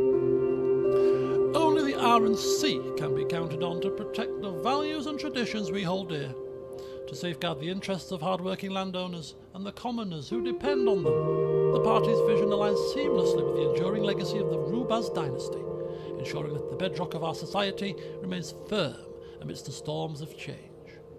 The world around us may be shifting, but the R&C stands as a beacon of constancy and resilience. Their leadership will not only preserve the sanctity of the monarchy, but also propel our kingdom to greater heights. It is therefore with utmost conviction that Royal Herald endorses the Rizia National Coalition for this year's provincial elections and the House of Delegates. Stand with them, stand with tradition, stand with Rizia. Polite broadcast brought to you by the Royal Herald. Rumberg coming south. Ooh. Threatening Sordland, Wehlen and possibly Agnolia. Ooh. We saw that firsthand as President Rain, but now we're in cahoots with them. Different side of the coin. Tragedy strikes as migrant ship capsizes in Gulf of Mordia in a heart-wrenching incident. A Bluedish migrant ship tragically capsized in the treacherous waters of the Gulf of Mordia. Oh dear. As the world mourns this catastrophic loss of life, questions arise surrounding the root causes of such desperate migrations. Wehlen. Could we use... It's wrong. It's very wrong to say this, isn't it? But could we use this incident against them? Right, what have we got going on here? An evening at the palace. Tens of thousands of supporters waving House Taurus flags, chanting support. It's good to see. Good to see. Not everybody's protesting, it seems. RPP turns Isa into a sea of yellow. Oh, that's not good. Oh, and of course, Maynard Sazin had to say something, didn't he? Deliver a speech, an art performance. Oh dear. Their campaign could grow some legs. They are a threat to the House of Delegates. I think we should probably have put more funding into that if we wanted to, because we're supposed to be going absolute monarchist, right? We picked absolute monarchy, I'm sure, so we should be eager to maintain our power, really, to be fair. Right, it's just after 10:30, and I'm in the office tomorrow morning, so I'm going to get myself a cup of mint tea. Hopefully that will finish my evening off with a bit of relaxation for an hour or two. An hour. So yeah, there you go. Tomorrow I'm potentially going out. I don't know just yet. But if I'm not, you can bet your bottom dollar that I will be sat here before you all play Baldur's Gate 3. I'll let you know by roughly 4 o'clock-ish, one way or another. But if I am, then Thursday you'll definitely be getting a pre-football stream instead, because football will be at usually at 8:30 or 9 o'clock, so I'll have plenty of time to squeeze in some Baldur's Gate 3 on Thursday. So yeah, there you go. Thanks for watching this evening. It was good to see you again. It's been a little while, but things are ticking along. I think today's session's gone okay. I'm pretty happy with the decisions we've made for the most part. Just a little bit about the populace getting a bit antsy, and it's not a surprise because I think I mentioned it maybe a couple of streams ago that we're not doing anything for the people, and obviously we are aware of that, hence why I did a couple of little things for them this time around. You know, have some tenancy laws, happy days. But yeah, we might have to consider,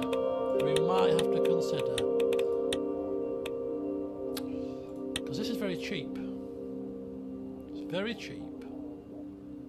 Not now, but in the next end-turn phase. Giving them this.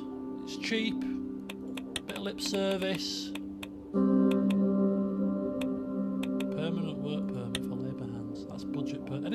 budget per turn.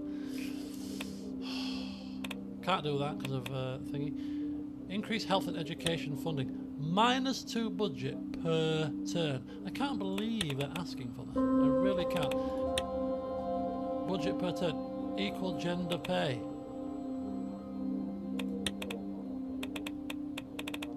Yeah. Housing for the poor. I think that's just. I think that's one step at a time. You know what I mean? But in the next turn, when it eventually comes round, we can sell a batch of submarines, I believe. Yeah. We'll get another submarine next turn, so we could sell a batch of submarines for 5 budget. That's a lot of budget. So that'll give us a bit to play with. So yeah, we can probably do something that does cost 1 budget per turn, right? Because we've got the ability to sell ships and submarines. You can't sell them indefinitely. But I think -2 per turn's too much. -1 per turn's probably doable. That's 1 per turn, right? That could be human rights issues. This will tackle the human rights issues that they're talking about. Forget anything to do with work permits for labour hands. Yeah. 1 budget, 1 authority. So that'll be 3 authority, 3 budget, and 1 budget per turn. It's doable. It's doable. There's nothing else that we want construction-wise. That's costing energy per turn. Energy per turn. Construction 2 turns. Energy per turn. Expand Fort Ailes Naval Base, Air Force Base, equipment. I don't think we need border fortification with Parley. We're quite neutral with them now.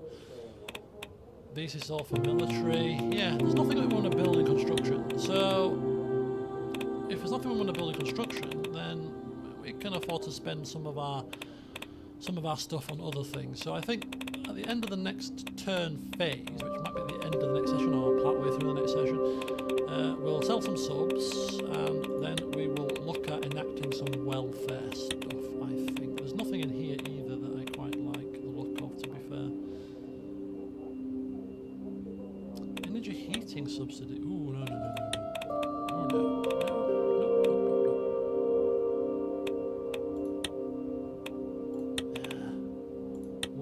Stimulus checks. See, that's not budget per term, but just outright budget. So this is not horrendous, but it's quite a lot of authority, and authority's not quite so high. So yeah. I think we're gonna go with housing. Yeah, housing and equal pay. That'll be our next turn's decrees. Just the 2 for now, I think. Unless any new ones pop up between now and the end of this turn. Right, there you go, folks. That's the plan. It's good to have a plan, isn't it? But we'll see. We'll see what transpires. We've got the whole situation with Zille still rolling on, rumbling on. Will we get it within 3 years? Will we get it sooner? Will there be a people's uprising? Who knows? What's going to happen with the Mitts? That Sultana. I always want to call her Sultana. Anyway. Go forth, enjoy the rest of your afternoons or your evenings, wherever you are, and hopefully see you for some more of this whenever it may be. Could be Thursday if we're streaming tomorrow, or if not, it'll be on Sunday. So, yeah, have a good one, folks. Thanks for watching as always, and until next time, bye for now.